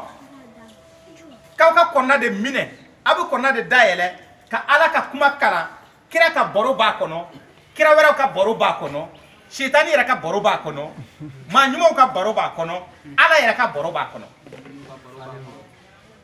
a bɛ aw kalan fɛn bɛɛ lajɛlen n'i bɛ fɛ ka kɛ masakɛ ye kana kɛ masakɛ lankolon ye Firawuna ka baro Ala b'a bɔ i ye n'i bɛ fɛ ka kɛ masakɛ ye masakɛ ɲuman Dawuda ani Sulemani ka baro ninnu ani Zulkarnaini ka baro ninnu bɛ bɔ i ye misaliw b'a kɔnɔ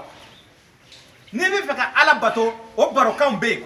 kira ni kafiriw ye kuma ta u ni ɲɔgɔn cɛla la kuma mun tɛmɛna u ni ɲɔgɔn cɛ o barow bɛ yen ka tuma min ko kira ka na ni Kur'ana wɛrɛ ye mun tɛ nin Kur'anu ye Kur'ana sura 10 aya 15 k'a ka na ni Kur'ana wɛrɛ ye mun tɛ nin ye a ko k'a tɛ sɔn o n'a ɲɔgɔnna o de falen don nin Kur'anu kɔnɔna na sisan kira nana ni nin ye i bɛ nin de dayɛlɛ i bɛ hakili jigi kɛ Ala la ani a ka kira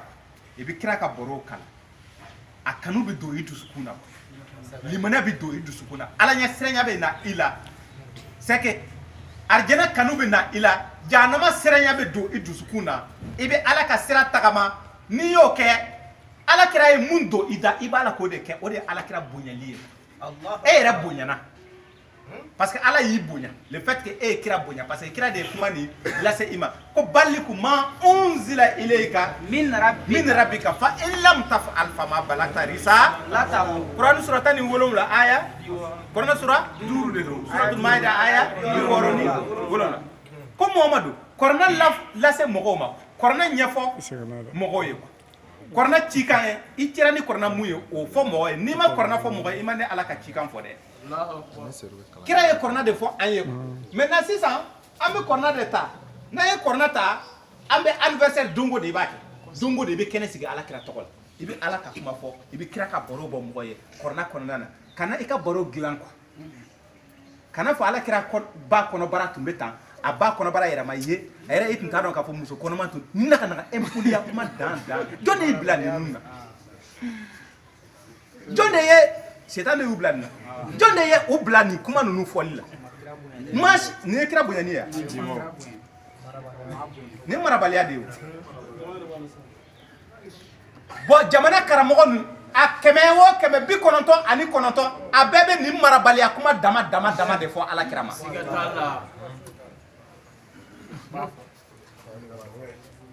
an de b'o nin fɔ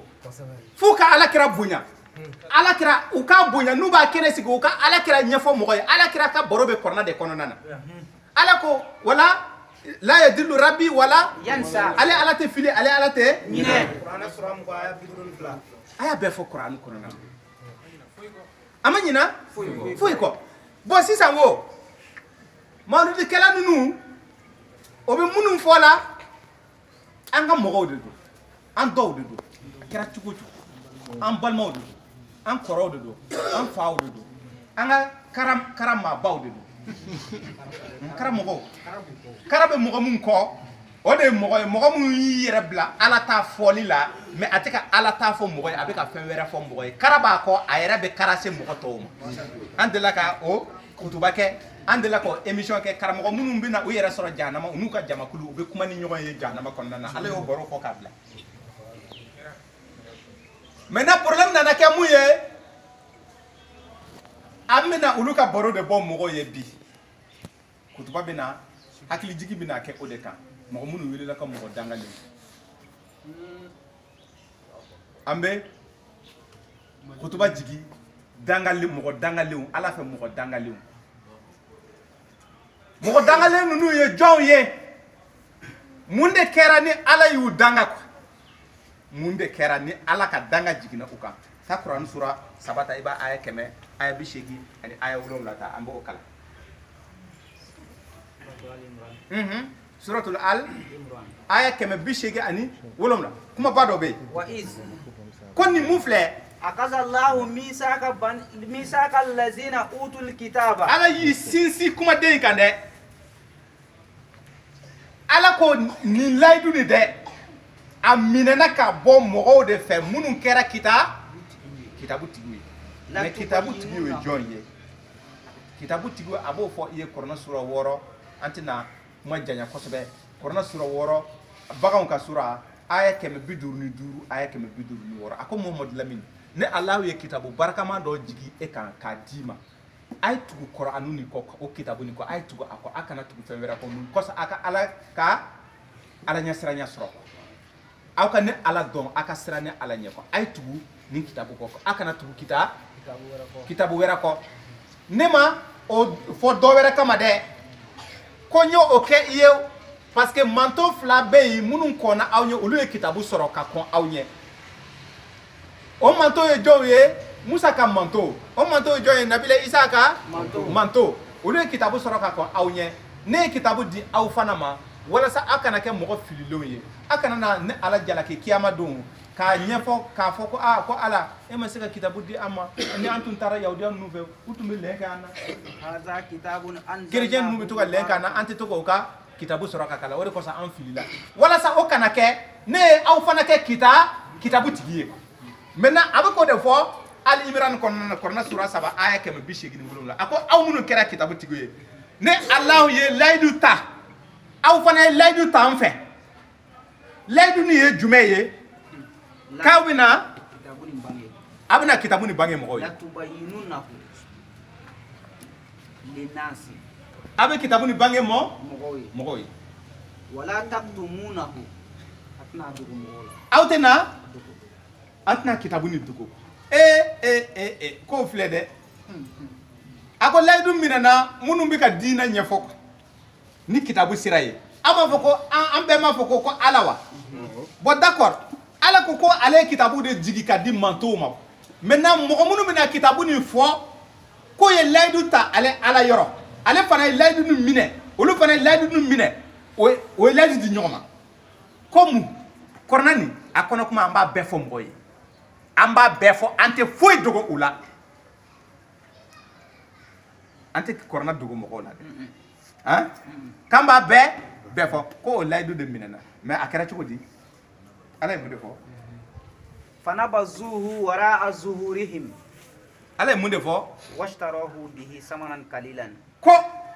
mais problème nana kɛ mun ye ko kitabutigi ninnu ye kitabu fili u kɔ فنبذوه ka kitabu ni feere ka fali ni fɛn wɛrɛ mun sɔngɔ ka dɔgɔ c'est à dire que ni ye diɲɛ naga-nagakan de kanu ka diɲɛ hɛrɛ ni lɔgɔlen de kanu o fɔtɔla e ye kɔrɔna kɔnɔ kuma bila ka taa aw ka ziiri dilanenw fɔ mɔgɔw ye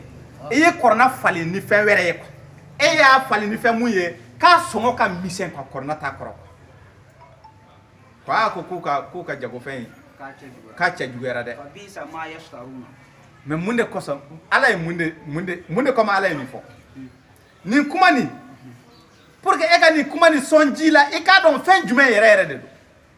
ala yɛrɛ de bɛna o fɔ ni ɲininkali ye a bɛna ɲininkali fila tugu ɲɔgɔn na a bɛ ɲininkali fila tengu adamadenw na k'a tugu taa Ali Imran kelen kɔnɔna na nin kalan fɔlɔ J'ai pris de ceux auxquels le livre était donné cet engagement. han Exposez-les certes aux gens et ne le cachent pas. Mais ils l'ont jeté derrière leur dos et l'ont vendu à vil prix. Quel mauvais commerce qu'ils ont fait. a ye nin kuma nin mɛn amena maintenant ala bɛna ɲininkali fila tugu ɲɔgɔn na Ali Imran aya 70 aya 71 an bɛ to o kɔnɔ kuma lajɛ bi babu bɛ boli a bɛ ka boli mɔgɔ dangalenw kan jɔn de ye mɔgɔ dangalen a bɛna ye k'a fɔ karamɔgɔba ninnu tilan bɛɛ a 99% a bɛɛ mɔgɔ dangalenw kɛmɛ o kɛmɛ Mali kɔnɔna na karamɔgɔ kɛmɛ o kɛmɛ 99 a bɛɛ mɔgɔ dangalen a dali bɛna di aw ma kɔrɔna kɔnɔna na a kala يا أهل الكتاب aw m'a fɔ ko aw ye kitabu tigi ye et puis tellement que o fana kafiriya nana kɔgɔ o dusukun na ko n'a fɔra ya alal kitabi ko o tɛ anw ye ko o ye chrétienw ni yahudiyaw ye e m'a mɛn k'a fɔ wa nunanzilu minal qur'an wa نزل عليك الكتاب nanzala alayka alkitaba bil haqqi kitabu jigina e ka Muhammad ni tiɲɛ ye musaddiqan lima bayna yadayhi wa anzala al-tawrata wal Qur'an sura 7 aya 7 kitabu 7 ko kitabu yɛrɛ de jigina ala kira kan a fɔra ko ya alal kitabi ya aw minnu kɛra kitabu tigi ye e ko non ko an t'a la ko dɔw ninnu de don u bɛɛ de don chrétienw b'a la yahudiw b'a la muminidenw b'a la a ye mun de fɔ a ko aw minnu ye kitabu tigiw ye لما تكفرون بآيات الله وأنتم تشهدون a ko cogoya jumɛn ala ye bɛ ka ɲininkali kɛ yan ko yala cogoya jumɛn de laminɛ aw bɛ ban ni ala ka ayaw la ka sɔrɔ aw ye seereya jɔ k'a fɔ ko tiɲɛ de don aw delila ka karamɔgɔ dɔw mɛn ko kɔrɔna tɛ tiɲɛ ye wa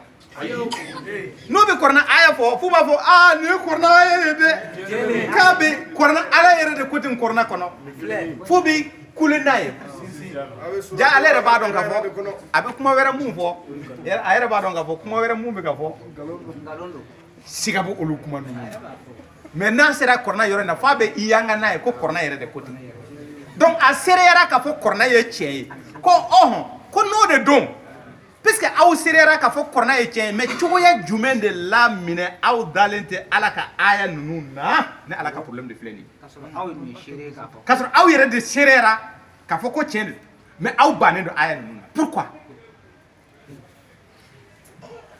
an bɛ misali dɔ di aw ma kɔrɔna in kɔnɔna na karamɔgɔ bɛ kuma caman fɔ kɔrɔna kan o b'a fɔ ko jɛnɛya man ɲi ko ala ko ten kuma jɛlen tɛ wa kɔrɔna sura 17 aya 32 o b'a fɔ ko suyani man ɲi kɔrɔna sura 5 aya 38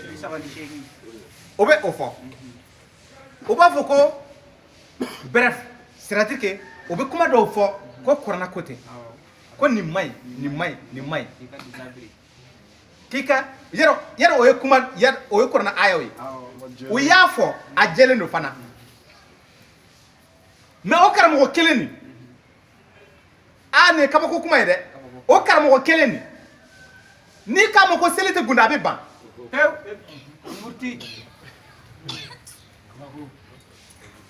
o karamɔgɔ kelen nin Korana sura tan wolom la aya kemeni tan ko seli te gundu ni ya fa ye abe ban o aya la ko no ke mo aya famu kana seli gundo o ma famu kana jene ko o famu la mais kana seli gundo ko o ma famu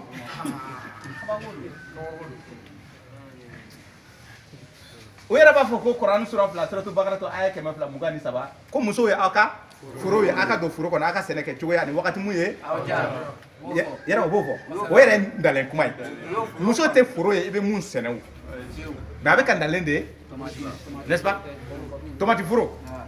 d'accord a yɛrɛ sɔnna a yɛrɛ ko ko o ye muso ko ye a b'i sinsin o kan kosɛbɛ bon ala ko seli kana gundo a bilayi a tɛ sɔn d'accord ala ko summa atimu siyama ila leyli Accomplissez les jeûnes jusqu'à la nuit. accomplissez les jeûnes jusqu'à la nuit Korana sura fila aya kɛmɛ aya bi segin ni wolonwula i bi sun de don fo su fɛ walayi karamɔgɔkɛ tɛ sɔn ko aa ko non ko don dɔ la ko to kɛlɛyɔrɔ la ko ala kira o y'a sɔrɔ o bɛ sun na ko tile binna dɔrɔn ko y'a sɔrɔ sahabi dɔ tun bɛ munumunu na ala kira cira u bolo k'a ye teliya a ka sun tigɛ joona ko yanni sitani ka sun tigɛ aw ɲɛ mais jɔn de ye nin fɔ a ye jɔn yɛrɛ de y'a fɔ a ye ko sitani yɛrɛ bi sun kuma tɛ ko ka sun tigɛ bon a ye su ni kama a yɛrɛ b'a fɔ bon ça veut dire que a ma da aya in na ala ko Korana kɔnɔna na ko Muhamadu t'a jɔ cɛw dama jɔlen bɛ so mun kɔnɔ ko de so sanuma ye Korana sura mugan ni naani aya 36 37 so minnu kɔnɔ ne ala ye yamaru ka ala tɔgɔ k'a fɔ sɔgɔma ni wula cɛw dama ka jɔ cɛ minnu sanni feere tɛ u bɔ u cogoya la n'a wagati sera dɔrɔn u bɛ taa ala ka so u bɛ taa kule ni ala tɔgɔ ye ko ni ala yɛrɛ de y'o yamaru di ka ale tɔgɔ ka kɔrɔta la ilaha illallah la ilaha illallah la ilaha illallah la ilaha illallah la ilaha illallah la ilaha illallah la ilaha illallah la ilaha illallah Allahu akbar. mais est-ce que nous a bɛ ban o la ko non ko don dɔ la ko ala kira yɛrɛ ko ani muso yɛrɛ tun bɛ seli fo ni sabi ninnu tun birila ko muso bɛ to ka est-ce que impoliya kuma dama nin fɔra karamɔgɔ baw de fɛ Mali la yan ko ala kira ni musow tun bɛ seli ko hali fini barrière tun t'u ni ɲɔgɔn cɛ ayi nin mɛ dɛ karamɔgɔ ba de ye nin fɔ Mali kɔnɔ yan an b'a tɔgɔ dɔn an b'a fa tɔgɔ dɔn an b'a ba tɔgɔ dɔn mais an mɔgɔ foyi t'a tɔgɔ la parce que u ka misɛn quoi mais o bɛ ka mɔgɔw lafili an bɛ fɛ k'o de fɔ parce que kuma in bɛ taa fan bɛɛ lajɛlen fɛ ko ala kira o k'a ni sabi ko sabi ninnu tellement fantanya tun b'u la ko lɛnpɛ dɔw ka fini faralen tun de don c'est à dire que n'u birila ɲɔgɔn fɛ muso ninnu bɛ to k'o ka lajɛ o ka masɛn bɛɛ donc n'u taara sujudu bi n'a fɔra Alahu akbar muso ninnu bɛ girin ka wuli u bɛ to ka u ka fɛnw ye a ye nin mɛn dɛ karamɔgɔ mɔgɔ kelen yɛrɛ tɛ dɛ karamɔgɔbaw bɛ nin fɔ karamɔgɔba kelen yɛrɛ tɛ dɛ karamɔgɔbaw ye nin fɔ Mali la a ye nin mɛn dɛ o ko sisan sabi ninnu de nana a kɔlɔsi k'a fɔ ko muso ninnu bɛ to ka nin kɛ u la donc sera alakira ma ko alakira ka fɛɛrɛ tigɛ dɛ ko muso ninnu bɛ to ka nin de kɛ kɔfɛ alakira ko ahɔn ko awɔ d'accord a ko bon n bɛna seli nin organiser a ko muso ninnu ko naam ko bon kuma dɔw fɔra an ɲɛ bi a b'aw hakili to a la désormais n'an bɛ taa Allahu akbar la k'aw ka teliya n'a fɔra ko sami Allahu liman a b'aw muɲu dɔɔnin hali sisan a bɛ aw sumaya n'a fɔra Allahu akbar a bɛ taa sujudi la k'u ka teliya ka taa sujudi bi n'a fɔra Allahu akbar u k'u sumaya walasa cɛw ka u sigi u jugunaw kan est-ce que nin tɛ impoliya kuma ye i bɛ se ka nin fɔ cogo di ko musow ni cɛw tun bɛ se a ko ala kira ma taa jɔ yɔrɔ de la cɛw dama i bɛ so mun kɔnɔna na est-ce que aw b'a kalama nin ye bala kuma ye a banna aya la aya mun ko cɛw dama ka seli ɲɔgɔn fɛ musow t'a la masjidun usisa ala taqwa min awwali yawmin ahaqqu an taquma fihi rijalun rijalun sanuya ɲinilaw cɛw dama mɔgɔ minnu bɛ sa sanu ya ɲini cɛw dama rijalun Quran sura kɔnɔntɔn suratu taba aya kɛmɛ aya 8 an de nin fɔ wa nin tɛ aya ye ala ka aya ta o banna la ala bɛ k'o de ɲininkali kɛ Ali Imran kɔnɔna na ko yɛrɛ cogoya jumɛn pourquoi vous mécroyez au verset de Dieu alors que vous êtes témoin pourquoi oh zandi livre ya amunu kɛra kitabu dunkew ye pourquoi vous ne croyez pas au verset d'Allah alors que vous êtes témoin pourquoi ala yɛrɛ bɛ a pour a ɲininkali to min bila ala ko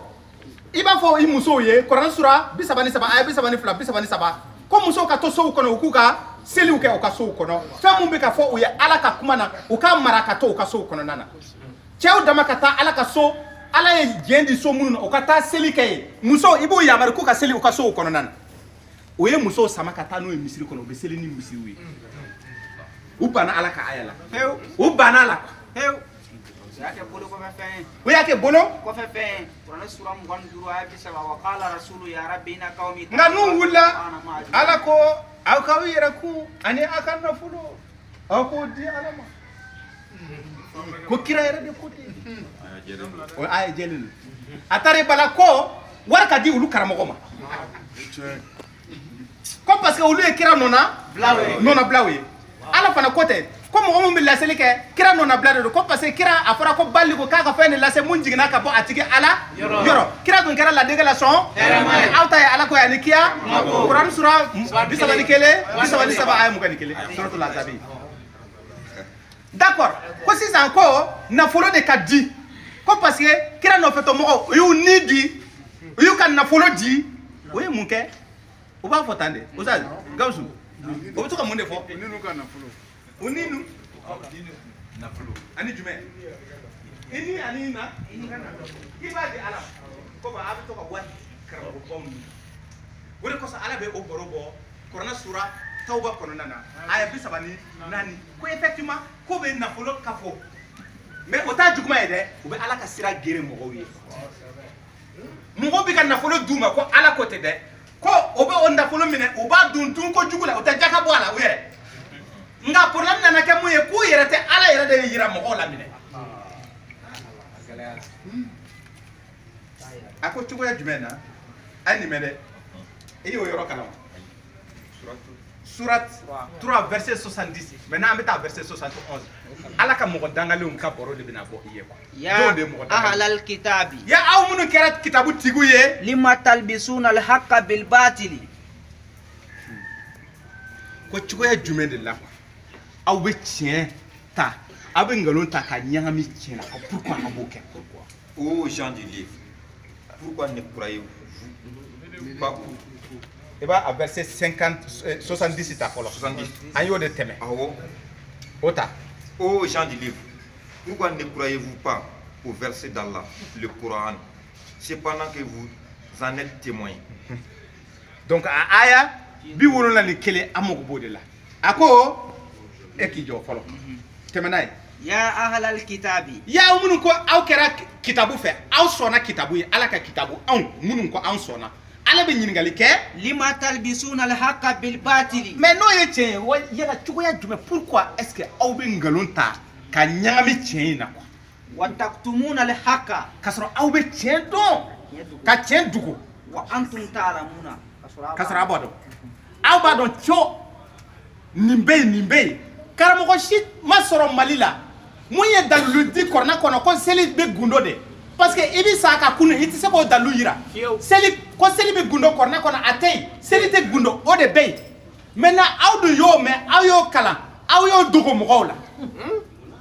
munna ka nkalon ta ka bila o tiɲɛ nɔ na k'a fɔ ko seli bɛ gundo de komi lagadari tigi de y'a fɔ ko lagadari tigi y'a minɛ dɔ de bolo o fana y'a minɛ dɔ de bolo o fana de y'a minɛ o fa bolo o fa de y'a ye ala kɛra bɛ seli gundo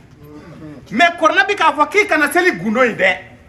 o tɛ tiɲɛ ye a bolo kan mais a fɔra k'a lakali o ye tiɲɛ ye a bolo kan donc sisan a bɛ mun kɛ a bɛ Kuranɛ tiɲɛtigiya ka tiɲɛ in dogo ka nkalon ta ka bila o nɔ na Aya. Amen. Aya. Ô gens du livre, pourquoi mêlez-vous le faux au vrai et Hein? cachez-vous sciemment la vérité? Ha? Ne yɛrɛ dabali banna o. Ka tugu ko ka tugu ka cɛ yɛrɛ dogo mɔgɔw la o ta cɛn fɔ mɔgɔ ye k'a sɔrɔ o bɛ cɛn in dɔn dɛ mais o ye cɛn in dogo ka nkalon bila cɛn in nɔ na ko yala pour que mɔgɔw b'o kɛ k'a sɔrɔ kangari dara u ye ta kuranɛ sura 2 ta aya 42 ولا تلبسوا الحق بالباطل a kana nkalon ta ka ɲagami cɛn na وتكتمون الحق k'a sɔrɔ aw bɛ cɛn dɔn وأنتم تعلمون. ka cɛn dogo k'a sɔrɔ aw b'a dɔn pourquoi aw bɛ cɛn ni nkalon ɲagami quoi pourquoi k'a sɔrɔ aw bɛ tɛmɛ n'a ye Et ne mêlez pas le faux à la vérité. Ne cachez pas sciemment la vérité. karamɔgɔ si tɛ yen mun b'a a fɔ ye et puis o yɛrɛ bɛ to k'a kalan han mais adamaden ala ye o hakili parce que o ye nkalon de kanu quoi ala y'o de fɔ comme o ye nkalon kanu ala ye balamini kɛ o dusukun kan quoi cogoya la o tɛ fɛn faamu n'o tɛ karamɔgɔ si tɛ yen n'i bɛ tarjimi kɛ ni b'o wele tafsir quoi tarjimi de don mais o yɛrɛ t'a dɔn k'a fɔ tarjimi de don mais o b'a wele tafsir quoi n'u bɛ kɔrɔna tafsir sunkalo la an bɛ taa kɔrɔna tafsir yɔrɔ la donc karamɔgɔkɛ in bɛ aya ni kalan arabukan na ka ba yɛlɛma todunkan na ka di mɔgɔw ma n'u sera yɔrɔ la u b'a fɔ ko i ka seli kɔnɔ ka na pɛrɛnniya kalankan ye ka n'a gundu hakɛ ɲini o fila ni ɲɔgɔn cɛ a yɛrɛ b'o fɔ ka tɛmɛ summa atimu siyama ila le o n'a ɲɔgɔnna k'an bɛ ka misali fitinin de di n'a sera o ma a b'a fɔ ko ala ko k'aw ka sun dafa fo su fɛ A b'a fɔ tan. bon d'accord o yɛrɛ y'a fɔ a tɛmɛn'a kan mais a yɛrɛ t'a kɛ quoi kiiri wɛrɛ de b'a bolo o place la a ye nkalon dɔ de b'a bolo ka bila o cɛn nɔ na donc sisan a ye cɛn ni nkalon ɲagami quoi parce que a bɛ kɛ mɔgɔw kɔnɔ k'a bɛ ka cɛn de fɔ mɔgɔ ye mais a bɛ ka nkalon de tigɛ quoi ka cɛn ni dogo quoi ala ye mun de fɔ o la bakaratu kɔnɔna na kuranɛ sura e tun ye nin kalan bakaratu kelen in kɔnɔna na aya 159 kuma ba de bɛ yen kuma mun bɛ adamaden kunkolo funu quoi e kunkolo fununen bɛ to ten i b'i yɛrɛ ɲininka o tuma na karamɔgɔ ninnu yɛrɛ ma nin kalan u y'a kalan dɛ kafiru de don parce que u ma sɔn o banna de o y'a dɔn ka ban quoi tɛmɛ n'a ye إن الذين يكتمون ما أنزلنا من البينات ko karamɔgɔ baw ko aw minnu bɛ ala ka kitabu tiɲɛ bangelen kɔrɔ kɔ k'a dɔn k'a tila k'a dogo mɔgɔw la a ye nin bɛ dɛ an bɛ segin kuma in kan ko ya karamɔgɔ baw aw minnu ye ala ka kitabu kɔnɔ kuma a kalanlen k'a jɛya mɔgɔw ye k'a bange mɔgɔw ye a dɔnnen kɔrɔ kɔ k'a tila k'a dogo mɔgɔw la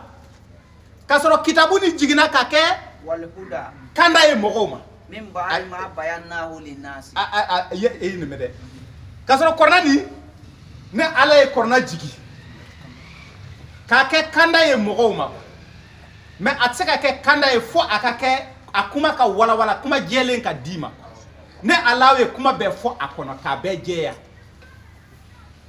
ko mɔgɔw y'a kalan k'a dɔn fana ko a jɛlen don ko mɔgɔ minnu y'a kalan k'a dɔn k'a jɛlen don ko pourquoi u y'a dogo mɔgɔw la k'a sɔrɔ a dun jiginna k'a di mɔgɔw de ma k'a kɛ kanda ye ala ye mun de fɔ في الكتاب أولئك يلعنهم الله ويلعنهم اللائنون. kitabu ni kɔnɔna na ne alahu ye u danga ka ban o kɛra mɔgɔ dangalen ne ala yɔrɔ ani dangalikɛlaw bɛɛ ka mɔgɔ danga fana b'u kan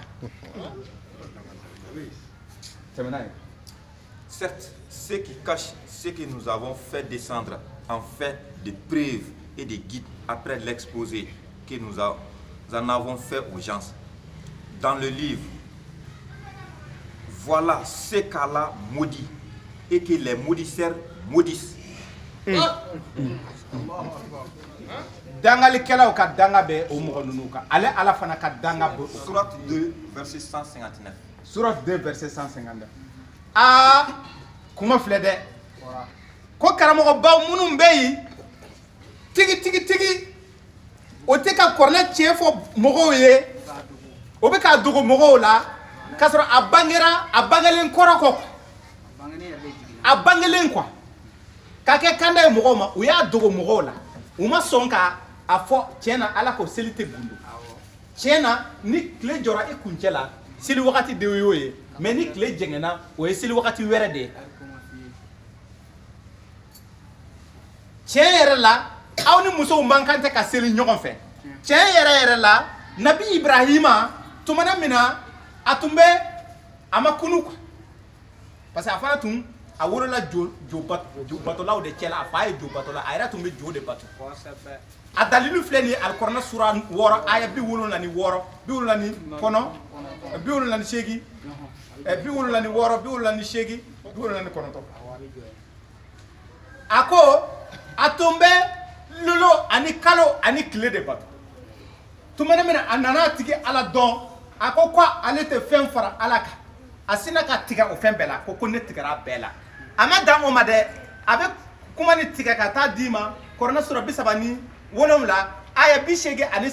ka taa bila aya 95 ko nabi ibrahima y'i kanto jo ninnu ma ko jo ninnu pourquoi aw tɛ ji min pourquoi aw tɛ dumuni kɛ jo ninnu ma a ko a ka manto mɔgɔ pourquoi aw bɛ fɛn bato fɛn mun tɛ se ka kuma a tɛ se ka fosi ɲɛ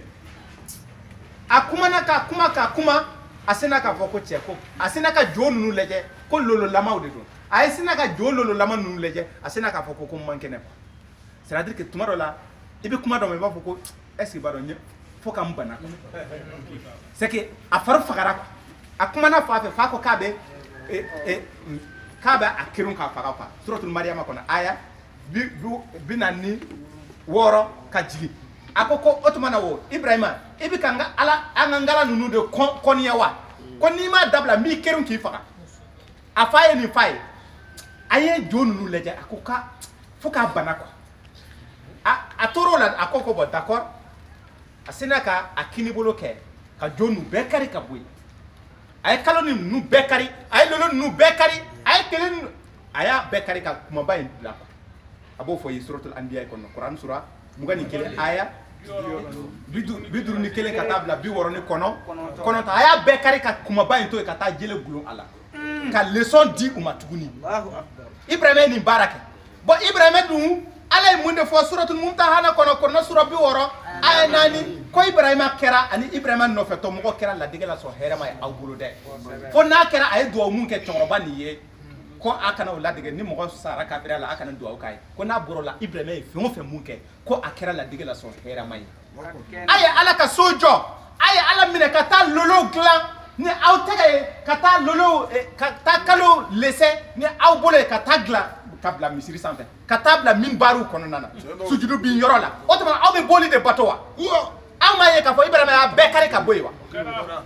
ibrahima dun kɛra ladigɛ la sɔn pourquoi aw y'o kalan a y'o dogo mɔgɔ la a bɛ taa misiri jɔ kalo ni lolo bila yen mɔgɔ bɛ taa seli ayatihi leylu wannahar washamsu walkamaru kuran sura 41 aya 37 k'a sɔrɔ ni ala ye kangarida kɛ k'a kana sujudu bin tile ye a kana sujudu bin kalo ye nin bɛɛ ye ale ala ka danni de wala lil kamari wasjudu lillahi lazi kala a ye sujudu bin ala kelen pewu ni aw ta ye ala ko ye dɛ nin bɛɛ fɔra ka ban mais o la pourquoi est ce que o bɛ nin kuma ninnu fɔ mais o b'a dogo mɔgɔw la o bɛ taa misiriw jɔ ka taa kalo ni lolo bila yen o ye mɔgɔw janfa dɛ a y'a ye a bɛ k'o de fɔ ko mɔgɔ minnu bɛ yen tiɲɛ fɔlen kɔfɛ tiɲɛ fɔlen kɔrɔ kɔ kɔrɔna bangelen kɔrɔ kɔ ka kɛ kanda ye mɔgɔw ma kitabu nin kɔnɔ k'a bɛɛ ɲɛfɔ mɔgɔw ye karamɔgɔw nana k'o dogo mɔgɔw la ko ale ala ka danga bɛ u kan dangalikɛlaw fana ka danga bɛ karamɔgɔ ninnu kan parce que kunfin tɛ kɔrɔnaw ɲɛfɔ ye kuma tɛ k'a dogo i la minnu kalalen don ko u taara saudiya minnu kalalen don k'u taara kuwait minnu kalalen don k'u taara saudiya minnu kalalen don k'u taara maroc olu de bɛ na ka kɔrɔna datugu ka fɛn wɛrɛ fɔ mɔgɔw ye k'a sɔrɔ kɔrɔna de dira mɔgɔw ma ko mɔgɔw ka kɔrɔna de kalan ka ala dɔn a kɔnɔ k'u k'a bila pratique la a aya kɛmɛ ni 60 kuma dɔ bɛ yen illa allazina tabu wa aslahu wa bayyanu. a ko ne ala ye mɔgɔ minnu danga nin ye tan kɛ ala ka ɲi dɛ i ɲɛ bɛ nin na ala ye masa de ye ala ye yafa ma a bɛ o kuma minnu fɔ tiɲɛ de don dɛ a ko mɔgɔ minnu bɛ nin ko kuntan ninnu na karamɔgɔ batar ninnu a tɛ kɔrɔnɛ sura 68 wa a ye 13 14 14 ko mɔgɔ minnu ye ala ka ayaw nkalontigiya k'u dusukun jara k'u kɛra ɲamadenw ye ils sont devenus des bâtards mais ko parce que munna k'u ye ala ka tiɲɛ dogo mɔgɔw la ka ala ka aya nkalontigiya pourquoi il ne croit pas au verset de Dieu o ye ala ka aya nkalontigiya quoi o baro de pourquoi ko b'o baara kɛ o ye ɲininkali tugura maintenant ko mɔgɔ minnu b'o baara kɛ ale ala ka mɔgɔ dangalenw de don dangalikɛlaw fana ka danga faralen don ale ala ta kan ka ɲɛsin u ma ko nka illallazina tabu olu la mɔgɔ minnu bɛ tuube ka segin u kɔ wa aslahu k'u ka baara ni dilan quoi c'est à dire que u ka bateau kan u bɛ tila k'a dilan quoi a ye nin mɛn dɛ wa bayyanu u ma dan u kana dan u ma dɛ u ka bɔ jama la ka fɔ jama la tiɲɛ na an ye nin fɔ mɛ sababa tun tɛ dɛ sababa ye mun ye aw b'a dɔn wa seli tɛ gundu k'ale ala bɛ fa ulaika atubu alaihim ale ala bɛ olu tigilamɔgɔ wa ka ana yafa tawwabur rahim. sabu ale ala ye yafa Hinɛ ale caman. hinɛ caman ale ka hinɛ ka bon Allah. ko u ka tuubi de ka bɔ a la karamɔgɔba ninnu ka bɔ k'a fɔ heyi So ay to so ati ta misiri la. muso ninnu an t'a fɛ k'aw ye an ka misiri kɔnɔ bilen dɛ tiɲɛ na aw ne tun ko aw ka na mais fili y'an sɔrɔ dɛ ala kira ma deli ka seli ni cɛw ni musow ye a selila ni cɛw dama de ye o de bɛ kɔrɔnɛ sura 9 aya 100 aya 8 o de bɛ kɔrɔnɛ sura 24 aya 36 37 cɛ yɛrɛ la a fɔra ko muso a ye to a ka sow kɔnɔ k'a ka bato kɛ a ka sow Kono wakarna fi buyutikunna fala tabarrujna tabarruj. Qur'an sura 37 aya 37 donc muso kɔrɔninw o y'a sɔrɔ u bɛ kata kɔfɛ ye alimamu a ye nin mɛn dɛ alimamu yɛrɛ a bɛ segin a kɔ k'a fɔ bɔn musow an b'a dɔn aw tulo bannaw parce que micro in misiri bɛɛ ye micro ye ala sago aw bonya b'a la n'a bɔra bi an t'a fɛ ka muso ye yan dɛ hali kana se k'o kuma na k'u ka bɔ de k'a fɔ non seulement u b'a dilan u b'u ka bateau dilan an tun bɛ seli gundo seli tɛ gundo seli bɛ bange de kelen ka kalo kari ka bɔ yen ka loloni kari ka bɔ yen ka seli bange ni mɔgɔw ye mɔgɔ ka nɛɛma sɔrɔ a kalankan parce que ni mɔgɔ jɔra safa de kɔrɔni sɔrɔ 37 ye a ye fɔlɔ o tɛ yen wa a ye 165 o tɛ yen wa mɔgɔw bɛ safa kɛ walasa ka ala ka aya kalankan de mɛn parce que o ye nɛɛma ye olu ma ala de ko ten o de kosɔn a ko a kalanba in dɛ k'a kana gundo kɔ wa k'a kana pɛrɛnna i n'a fɔ fali bɛ kasi cogo min na suratu lukman kɔrɔni sura 31 aya 19 o ma fɔ donc o la a y'a mɛn dɛ an tɛ seli fana gundo bilen a bɛ bange kelen a bɛ bange ni mɔgɔ ye alimamukɛ in bɛ o bange ni mɔgɔ ye n'a y'a kɛ ça veut dire que a seginna kɔ a ma dan o ma dɛ a bɛ tila k'a bɔ de k'a fɔ misiri kɔnɔ mɔgɔw a bɛ nin ɲɛ dɔn wa ko ko nin ye ko kura ye dɛ kabila ni bada b'a la ayi kabila ni bada tɛ yen dɛ an de tun bɛ kabila ni bada ja an de bɛ ka mun kɛ o de tun ye kabila a fa tun ka dilan de juma tɛ jɔko 2 ye dɛ juma ye jɔko 4 dafalen de ye seli fana de bɛ ka kɛ dɔw wɛrɛ tɛ ka kɛ nin de bɛ wele juma a dalajɛrɛ mun filɛ nin ye nin yomal dalajɛrɛ don fara ɲɔgɔnkan don nin de ye fara ɲɔgɔnkan nin ye mais ne fara ɲɔgɔnkan don aw bɛ ala ta in de bɔ a la minɛ ka nin baro nin kɛ ɲɔgɔn ye aw dama ni ɲɔgɔn cɛ Qur'an sura 62 aya 9 ka taa bila 11 bon aw bɛ nin de fɔ k'u ka segin u kɔ kelen o k'u ka bato ni dilan kɔ o bɛ sun tigɛ su fɛ o bɛ tila k'a bɔ k'a fɔ mɔgɔw ye sun bɛ tigɛ su fɛ de koyi ko o la ale ala bɛ yafa o ma Sauf ceux qui se sont repentis, Munu segna au corps, corrigés et déclarés. Deux, corriger, ou pas corriger, ou pas barrer le gland, ka déclarer ka bokal a fo mogoy. Olu tigla mogo. deux, Aha. je reçois le repentir, Na la be ya fuma. car c'est moi l'accueillant au repentir, Ne ala de be ya famo. Eh, oto ambi ni foto karamo nu ye chugo. les miséricordieux. Karamo ye be se ka ni nyefo karamo nu ya. Internet sera fait. O ba soro internet, bo internet a nyefu ye. Parce que ayra kamana gana akola. Selite gundo, seli fanchite gundo. Sumbi tiga souffert. Seli fana abe seli clé kunche. Abi ni fo mogoy, aw ni muso te seli, abi muso nunu, abi seli nye jurula. Abi yamaru ka seli so kono, aw ni chew te seli. Hein? Jaka ahon. Jaka botugo mai. Aba foko antun te ka 2,5% chete. Jaka ye tanwo tan kele a misali nana korona sura bisa bani nani aya be nani duro a misali nana korona sura woro aya keme bi woro.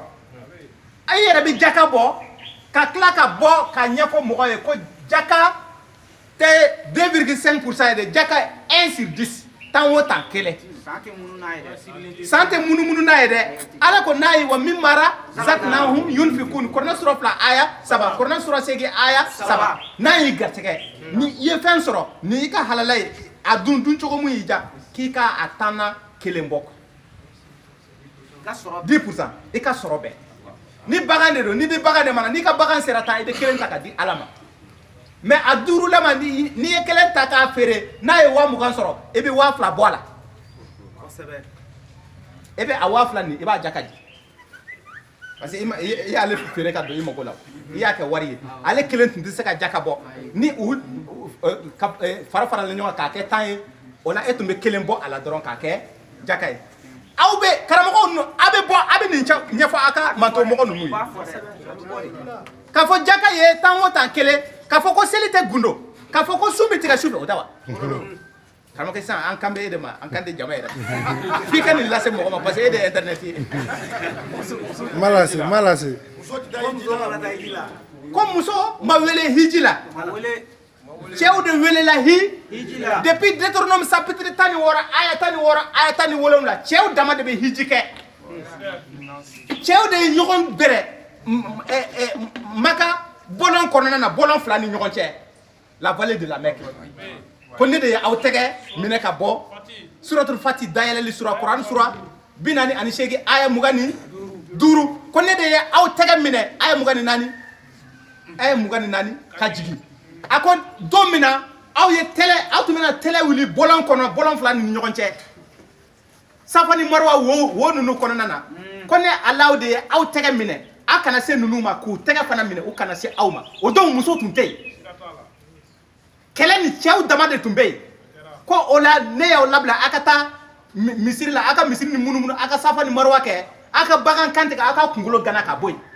parce que o baara réservélen don cɛw dama ma hiji ko fɔ mɔgɔw ye mais cɛw ka taa u ka taa yɛlɛkan fɛn sugu bɛɛ lajɛlen sanfɛ kɔrɔnɛ sura 22 hiji yɛrɛ sura aya 20 wazin fi nasi bil haji yatuka rijalan o rijalu ni cɛw de ko don adamadenw a y'a mɛn dɛ hiji ko bɛ yen bɛɛ k'a mɛn mais munun bɛ taa ko cɛw de ka taa ko cɛw bɛ taa fan bɛɛ lajɛlen fɛ n'u taara cɛw ni ye jɔn ye a bɛ o cɛ kelen de ko fɔ ye kɔrɔnɛ sura 7 mugan ni kelen aya 7 ni o ye suratul anbiya ye cɛw ko ni Allahu ye rijalu fana o b'a essayer k'a fɔ ko sen de don sen tɛ dɛ wama arsalna qablaka illa rijalan ne ma ciden fosi ci ka kon i ɲɛfɔ a ka kɛ cɛ cewde o ta nin ye sen ya o rijalu ye sen de don a ye nin mɛn dɛ yen fɛ hijita ko non ko sen mɔgɔw de bɛ ka fɔ rijalu ni ko ye senw ye mais e bɛ ɲininka ko nin ye ma ko non nin ye cɛw ye a sɛbɛn cogo bɛɛ de ye kelen pour que a dɔn ye sen ko kuma fɔra yɔrɔ a bɛ segin o kuma in kan kɔrɔnɛ sura 10 wara aya 47 kɔrɔnɛ sura 10 wara aya 40 ani aya a bɛ segin o kuma kan wama arsalna min qablika illa rijalan an ye babu caman bon aw bɛ bɔ de k'a fɔ nin n'a ɲɔgɔnna ka ca parce que wagati sera aw bɛ bɔ hein suratul nisa ya foro aya fɔlɔ a ye cɛw bɔ ka musow bɔ k'a fɔ ko musow ma ni nisayi ka fɔ cɛw ma rijala kuma ma ban wa ka sɔrɔ ka rijali ala ko kira ka jɔ ni rijali ye cɛw dama musow t'a la o n'a ɲɔgɔnna donc karamɔgɔ ninnu bɛ bɔ n'u bɔra o k'a fɔ mɔgɔw ye ko tiɲɛ na an ye mun fɔ tiɲɛ tɛ walima hali n'i m'a fɔ tiɲɛ tɛ bon an tun ye fɛn caman fɔ aw ye ka kɔrɔ dɛ nka fili bɛ a dɔw la kuma fɔcogo façon ka ca o donc tiɲɛ yɛrɛ la seli tɛ gundo a k'o mɛn dɛ ma ne kɔni bɛ n ka seli bange bon n y'a fɔ aw ye fana ala ko bon e sen t'a la ni ala yafa komi mɔgɔ minnu a aya 100 aya 61 ceux qui ne croient pas. innal lazina kafaru mɔgɔ minnu bɛ na kafiriya wa matu wa hum kufarun ka fatu a kan ka fatu kafiriya ye kan o kafiriya ye jumɛn wa man lam yakum bima anzala Allah wa ulaika humul kafirun korona kiri t'u bolo n'u fatura a kan ala ye mun de fɔ ulaika alaihim la'natullahi wal malaikati wan nasi ajma'ina ko n'u fatura a kan ko siga t'a la ko o danga kɔni dafara parce que ale ala ka danga bɔ u kan mɛlɛkɛw ka danga bɛ u kan mɔgɔ ɲumanw ka danga bɛ u kan ajma'ina bɛɛ lajɛlen dangalikɛla bɛɛ ka danga bɛ u kan o la n'u fatura a kan c'est fini a dangaden ladɔn de ye nin wallahi karamɔgɔkɛ nin kuma nin ye tiɲɛ yɛrɛ de donc an bɛ mun ɲini karamɔgɔw fɛ ala jaati kama mawludu ka bɔ u bolo mawludu bonyaw kama u ka bɔ ni o ye mawludu kɛnɛ sigi u ka kɔrɔna fɔ mɔgɔw ye u ka fara manamanakan ninnu yiri kumana kira fɛ de koron kumana fɛ de pour que a ka ala kira ka valeur dɔn de don dɔ a ko fara dɔ ma ko dɔ ko fara ni ka déplacer ka na ko ala kira ko ɔhɔn ko e yɛrɛ k'a fɔ k'a ka déplacer ko parce que ni ne yɛrɛ ko k'a ka déplacer i bɛna ko fɔ o ko choix ye a nin mɛ dɛ o hadisa bɛ yen ko o tigi yɛrɛ ko ko kira ko k'i ka déplacer ko fara sinna ka kurukuru a bɛ yɛrɛ kolokolo ko ka na ala kira ma ko a siya dɔn la non o bɛ kule woyi i b'a fɔ ko jɛ a tɛ foyi kalama ani bagan bɛɛ ka kan ni naga kan ala ko ne ala ma sɔn ka musija ko ninnu kɛ ala kira ye ma sɔn k'a kɛ o y'a ɲini ala kira fɛ cogo k'a ka musija ko kɛ i n'a fɔ a ka yiri gosi yiri ka ji siri ka bɔ walima a ka bere fili bere ka kɛ sa i n'a fɔ kira musa tun b'a kɛ cogo min na o y'o ɲɔgɔnna ɲini ala kira fɛ kɔrɔnɛ sura 7 aya 200 ani aya a ko ne tɛ o musija kɛ i ye mais musija la kɔdan musija la kabako la kɔdan k'o ye kɔrɔnɛ aya n bɛ ka mun kala i ye ko kabako kɔdan de ye nin ye a ko mun de kosɔn ne ala to o bɛ musija mun nɔfɛ ne k'o kɛ e ka fara dɔ wele fara ka na walima i ka kuma koro fɛ pourquoi ne ala ma sɔn k'o kɛ i ye a b'o misali d'i ma kɔrɔnɛ sura 17 suratul Isra aya 50 ani aya 9 a ko dɔ wɛrɛ tɛ ko ne alahu ye kabakoma kow kɛ kiraw ye o ka mantow ye ni ɲɔgɔnna ɲini a bɛ misali di sahaliw kan ɲɔgɔmɛtigi ko yala an b'o kibaruya mɛn ne ala ye nin kabako caman kɛ manto mɔgɔ dɔw ma ka kɔn komi u ka manto mɔgɔ ninnu ye o kabako nkalon tigiya bon n'u y'a nkalon tigɛ ne bɛ u ka manto halaki de bon i ka mɔgɔw fana filɛ ka o ɲɔgɔnna kelen ɲini fɛ ni e y'o kabako kɛ o bɛ tila k'a fɔ ko non ko nin ye suya ye ko ni ala bɛ makakaw bɛɛ halaki donc o bɛ ka mun ɲini fɛ ne t'o kɛ o la wagati ye n'a ye ala ja an bɛ ɲɔgɔn ta wagati nata kɔnɔna na n'a ye ɲɔgɔn ta o la an bɛ baro kɛ ɲininkali kan. Taqabbal minna ya rabbi la ilaha